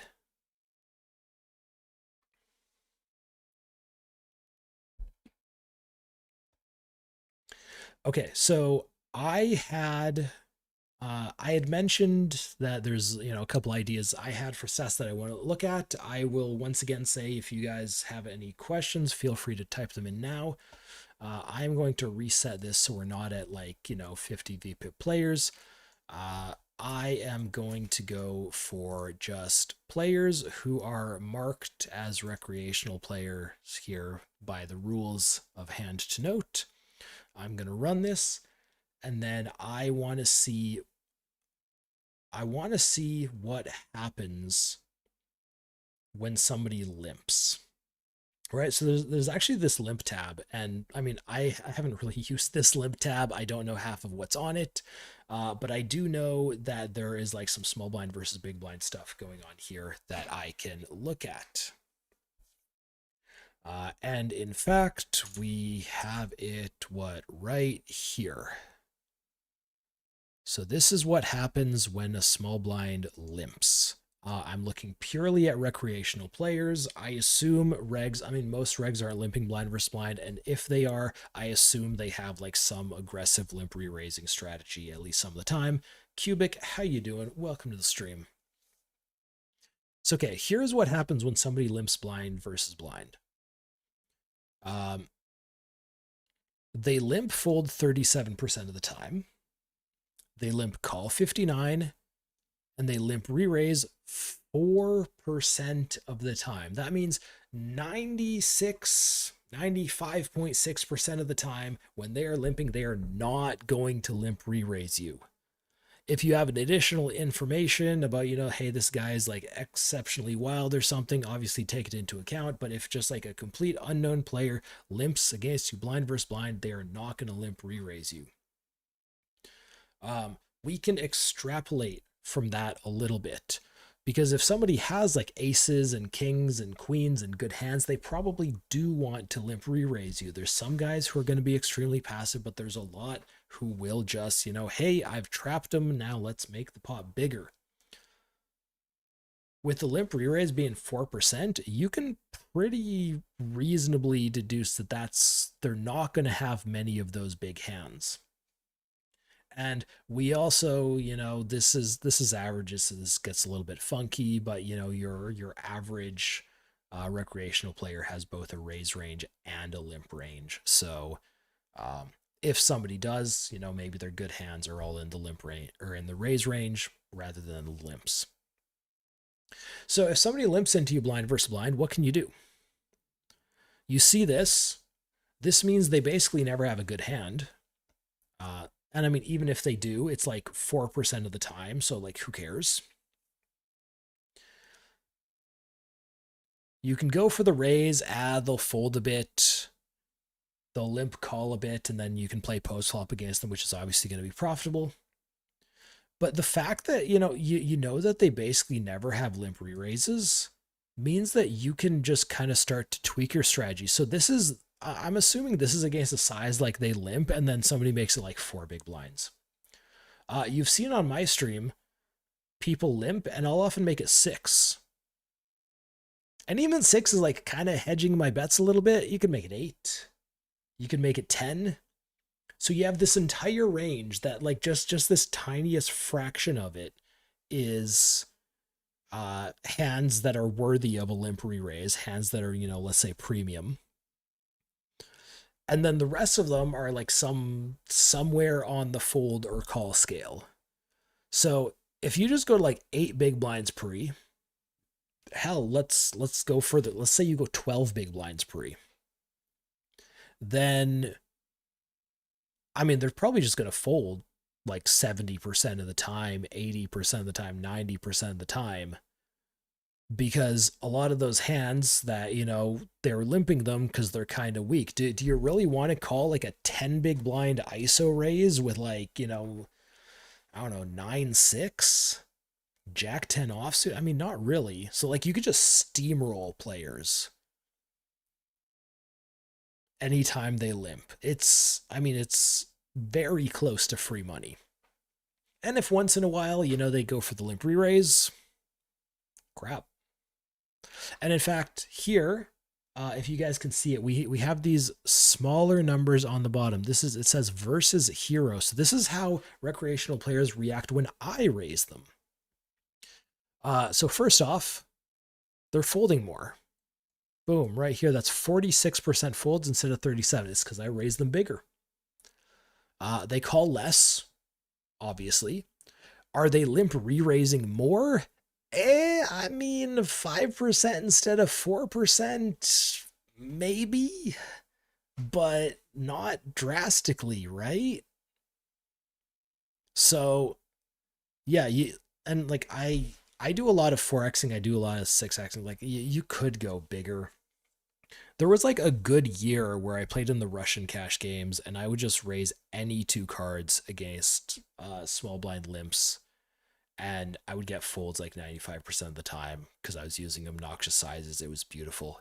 And like literally nobody adjusted to me for a year. I don't think I can do that anymore, but maybe if you're playing like low stakes Russian cash, you could probably do that. And if you want to wonder if you can do that, scroll down below the stream, grab yourself Hand2Note, take the free trial for a spin, and then see what people in your pool are doing. And if it looks like this, if they're not limp re-raising, basically ever, then punish them as hard as you freaking can. Okay, so that is one thing that I wanted to look at. I have one other thing in my brain, and that was what I brought up earlier, which is, what do people do when they donk the river, right? Because it could be, fairly tough to play against. You see bet flop, you see bet turn, and then all of a sudden they throw out the river bet. Usually it's a big donk. Like sometimes they just go like check call, and then just like lead all in. So let's kind of see what's happening here. So I do have this filtered for recreational players. This is not a common line, so I don't expect to have like a huge sample size on it, but we can just kind of see what happens. So there is this donks tab in here. And okay, so we got stats. We got stats for single raise pots. We got stats for 3-bet pots. And this is just lovely. Now, you gotta take everything for what it is. You gotta take information, like, with a bit of a grain of salt here. When somebody donk bets the flop in a single raise pot, when they donk bet the turn, when they donk bet the river, they're one at showdown. It's like when they donk the river, it's 51. Remember, you're getting pot odds. So if you're able to click call and win 49% of the time, you are having yourself a wonderful day. You are making profit on your bluff catching. Uh, if we look at 3-bet pots, I mean the river stat here is about the same, but look at this. When players check call flop and then donk bet the turn, they're winning at showdown like a quarter of the time. That is impressively low. Now, the reason that I say, you gotta be a little bit careful with this is because, of course, it's not just one range we're looking at. We're looking at two ranges. We're looking at the player who donk bets and the player who potentially calls him. If the player who's calling him only has the nuts every time, then of course one at showdown is going to be low. But I mean, this kind of, it looks like there's a lot of nonsense in there. And one thing I could do, okay, so we're going to focus on 3-bet pots. There's 188 instances of people donking river bets or donking on the river in 3-bet pots. We can go over to this view. I have access to every single hand here. How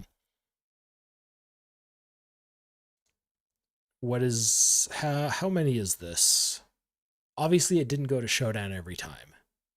But it's like 2/3 of 27 that went to showdown here. 1, 2, 3, 4, 5, 6, 7, 8, 9, 10, 11, 12, 13, 14, 15, 16, 17, 18. Okay, so you have 18 instances of players going for the check call, donk bet, and 3-bet pots. And you can you can read out the hand history here in its little short form. You can click it and then it'll show you like the actual hand history here. You can go ahead and hover over this little play button, which will show you the legitimate hand. And so here, okay, Oglim versus Samurai. Samurai with top set. Yeah, that's pretty hard to beat. But Oglim goes for the raise, gets 3-bet, goes for the call. He's got King Jack. He check calls the flop. He picks up a little bit of a flush draw on turn. He check calls the turn. And then there's 66 in the middle, 80 behind. He leads out for 40. So, half of Samurai's remaining stack. And it's just a bluff. Samurai, has aces here. I'm kind of shocked and appalled you didn't raise Samurai. You have top set with a diamond. But that is besides the point. So you can see like exactly what happens. Here, this is one where a player actually had trips and they led it and got called by ace high. Hell yeah, well done. And so you could just kind of go look through all this. What's one of the more ridiculous ones in here?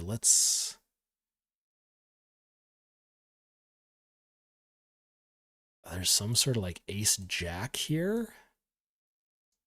Okay, hold on. Slow down. Oh, this one's against me. So I 3-bet. He goes for the call. I bet flop. I bet turn small. Oh, because he only has 27 bigs left. Okay. So I bet small, which probably means I have it every single time. But maybe where'd you go? Come back here. But he interprets this as weakness. He leads out the river queen. I snap call and I had the 10 the whole time. Okay, cool, fun. So you have the stats in terms of numbers, and you can see that people are not winning all that much at showdown. So there's the potential for bluffs there. You can then go ahead and verify. You can actually look at it'll sort by ranges. Out of the, what was it, like the 18 showdowns we've seen, there was 11 2-pair plus. And that means there were 7 middle pair or worse hands. Nobody's donking top pairs or over pairs in this sample, apparently. Uh, and so, they win 2/3 of the time, roughly. Uh, oh, they won hand 2/3 of the time. Okay, yeah, that includes folds. Okay, that was, yeah, one at showdown is 50%, which means some of it's not like they were bluffing 50%. Some of these 2 pair plus hands were running into better hands. And so you just get to explore like that. And like this HUD, this is one that I bought a while ago. Like you can literally make your own stats here. It's quite easy. You can go to the stat editor and you can say, okay, villain raises. I think I was like, I don't know. I started clicking buttons here. Villain raises, hero raises. Oh, we don't need 2 villain calls. Villain calls, then you get to the flop, and you say you want the stat where hero bets and villain folds. There's a lot of like filters off to the side here that you can't really see. There you go, and you can set it for specific positions, specific player types, versus reg, whether it's the first action on the street, so it's a raise first in, or if it's just like any raise. You could set it for different effective stacks, targeting different VPIP players. You can set it for different textures, like once we get to the flop stuff. Like you can basically make any stat that you can think of, and that is something that I am not terribly good at, that I've not messed around with. And it's telling me I have to rebuild stats because I messed around with that. No, no, no, no, no, no. Just undo a bunch. There we go. I'm not rebuilding my stats.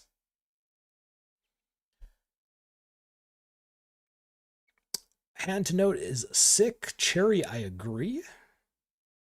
Might even shell out some dollars for it. Yeah, Cherry, if you have like follow-up questions, or if you do want to like try out the free trial and mess around with like those if you want to compare notes with those players that like we were talking about earlier, could be fun.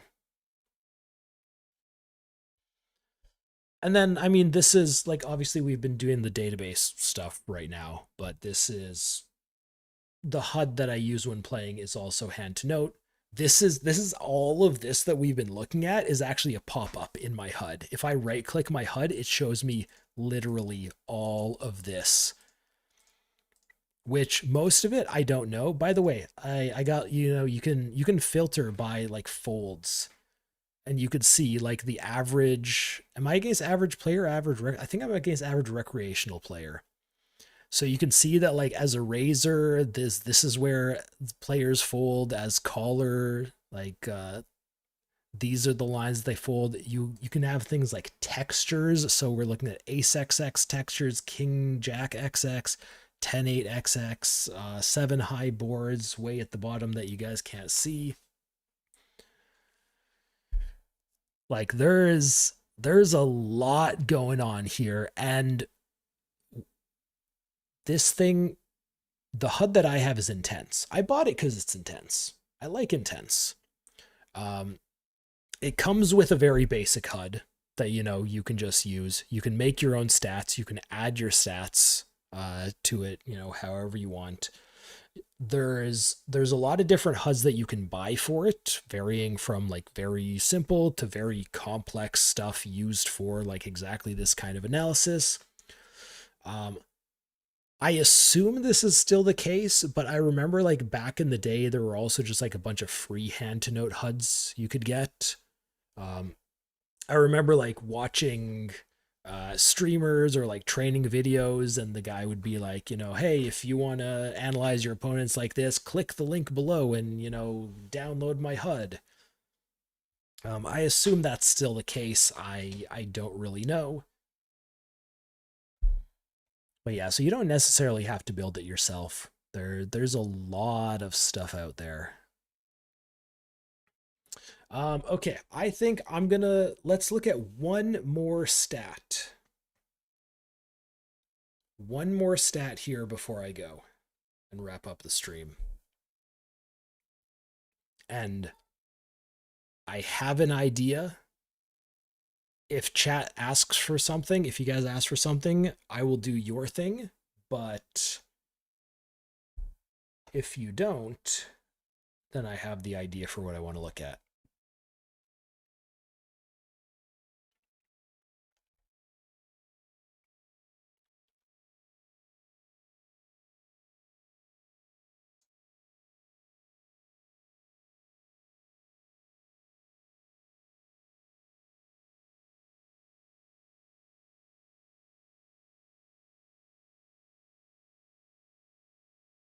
Oh, there's even like donk stats for.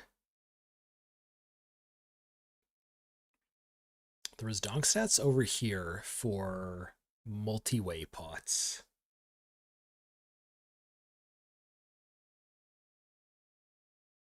Donk multi-way right here. That's fun. All right, so I'm going to go ahead and look at the thing that I wanted to look at, which is I'm going to switch this to regs. And I'm going to look at the exact same thing that I was just looking at for recreational players and seeing what it looks like for regs.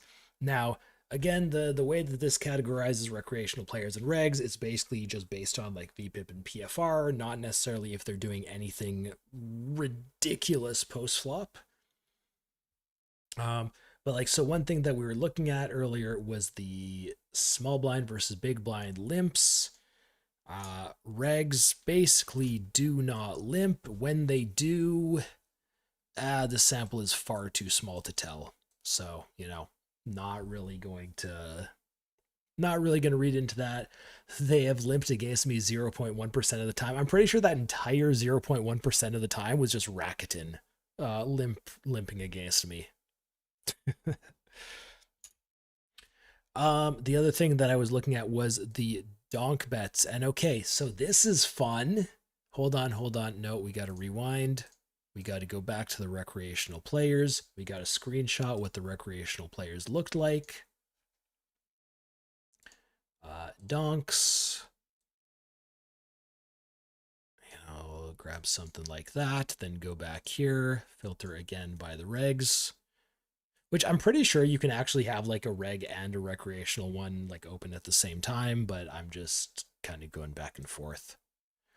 Okay. All right. Maybe slide this over here a little bit. Like put this one here. Okay, so this is beautiful. Absolutely beautiful. So, flop, whatever. Actually, I mean, even flops kind of lean this way. Okay, so we have this is rec. This is reg. Oh my god, I can't just. Recreationals lead the flop. They win 48% of the time in single raise pots. It's about the same for regs. If you go check call bet turn, recreationals winning 43%. That's pretty weak. Look at this, regs 59%. That's over a sample of 2,700 opportunities and then 3.3% of those. So I don't know, it's getting there. So when a reg leads the turn into you, watch out. When a recreational player leads the turn into you, just carry on. And then, so recreational player leads the river, 51% won at showdown. When a reg does it, 65. That is a very much bigger number. When regs lead into you on the river, you're in trouble. Then, okay, how can I make this look here-ish? I mean, okay, I can literally just move this over.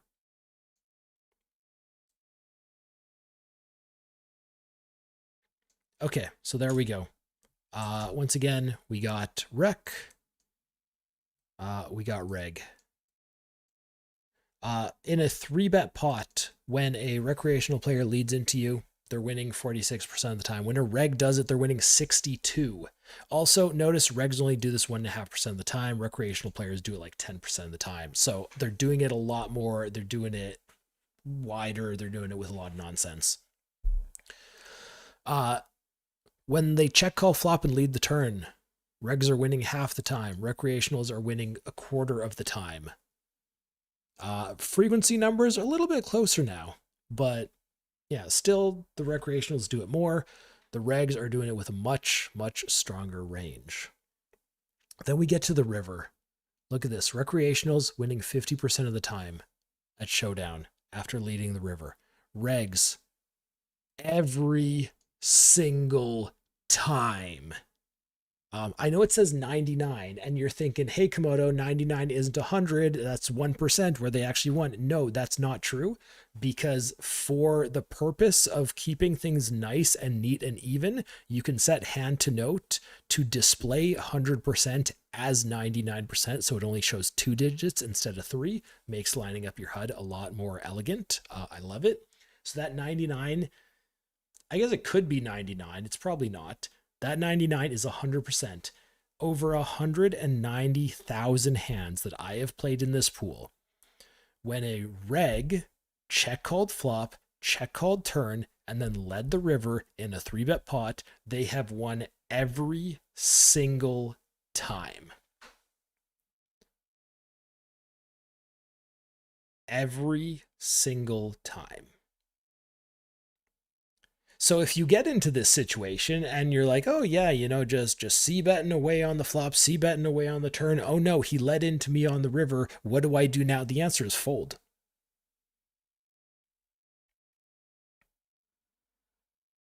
Yeah, Cherry. I don't necessarily know if it has to be a donk shove, because like size isn't specified here. But I mean, actually, there's so much in this HUD that I don't actually use, but like I can slide this over and then we get like this literally like breaks things down by size on flop, turn, and river. So you can do like literally anything. Now this is probably over a small sample, so I can click this, and it is literally over a sample of 2. But we can go ahead and I can bring this up. We can replay the hand. Where are we? This is a spot where we got Trader AA going for the raise, calling the 3-bet out of position. That doesn't really look like a reg play, but okay, I'll let it slide. Maybe he's deep with this T Kyle guy. Check calls flop with the flush draw. Check calls turn with the pair plus flush draw. It hits the river king, bets 45, takes it down, got called by queens. Ends up getting max value because on this river king, this guy's almost certainly going to check back his pocket queens. We can look at this one here. Okay, hold on. This is Polecat against Jerix. Flops really well. Check calls. Royal flush on the river. I'm happy I looked at this. It's not a donk jam. Neither of these have actually been donk jams. It's a non-all-in donk bet. Jerix, are you actually going to call this? What the heck are you calling with? He goes for the call. Set of 8s. Royal flush takes it down. Yeah, so obviously there's sample size issues there. But so far, seems to be a spot where, you want to fold. You've made some painful folds in that spot. Guess it wasn't all that painful. I mean, yeah, if you were up against a reg, you are getting destroyed. If you're up against a recreational player, then, that's, could be fun. Okay, so guys, I am going to wrap up the stream now. This has been, I don't know, from my point of view, this has been intense. I don't usually talk the entire time during my streams. There's a little bit of downtime where I'm actually clicking buttons. I have talked for like 4 hours straight. Cherry, you're not wrong about that. So yeah, I'm going to wrap up here. This has been a deep dive using Hand2Note into the 100 snap pool. We analyzed all the hands that I have played, 190,000 hands, give or take. And now, this has, I learned a bit from this. I've also confirmed things that I suspected, and I also just reminded myself of things because, like, I'm obviously there's a difference between like knowing something and executing it in game. I've reminded myself of some things that I should be doing. So hopefully, you know, so far in this game we've been winning at roughly 7 big blinds per 100. Let's say, the next 100,000 hand, let's go for 8, let's go for 9, let's go for 10.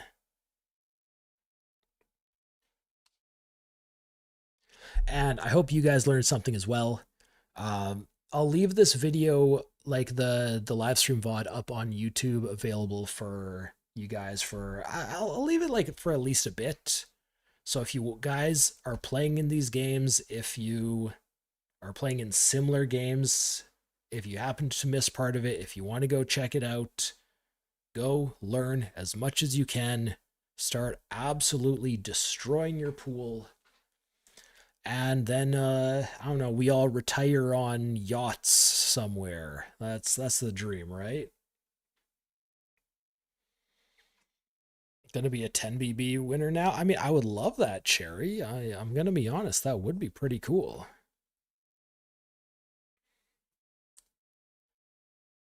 Right, guys. So that's gonna be it for me. Let me see what's going on Twitch. Oh, also, obligatory, guys. Link down to Hand2Note below the stream. They have, I believe, if I go to hand2note.com, purchase 14-day free trial. You can mess around with this for 2 weeks, absolutely for free. They also have a learner version, which is like for smaller stakes, and they have, the pro version, which is just this is the pro version, but they have it for whatever your heart desires. And if you happen to think it's fun, if you check it out, if you want to buy it, 10% off using code Komodo. All right, let's hop over to Twitch, see if anybody's on to raid here. I know a lot of guys are in Barcelona right now. I don't think I see anybody from the team on. Let's just go to the poker category and like pick someone random. Scroll, scroll, scroll, scroll, scroll. We don't want to raid somebody who has like 1,000 people.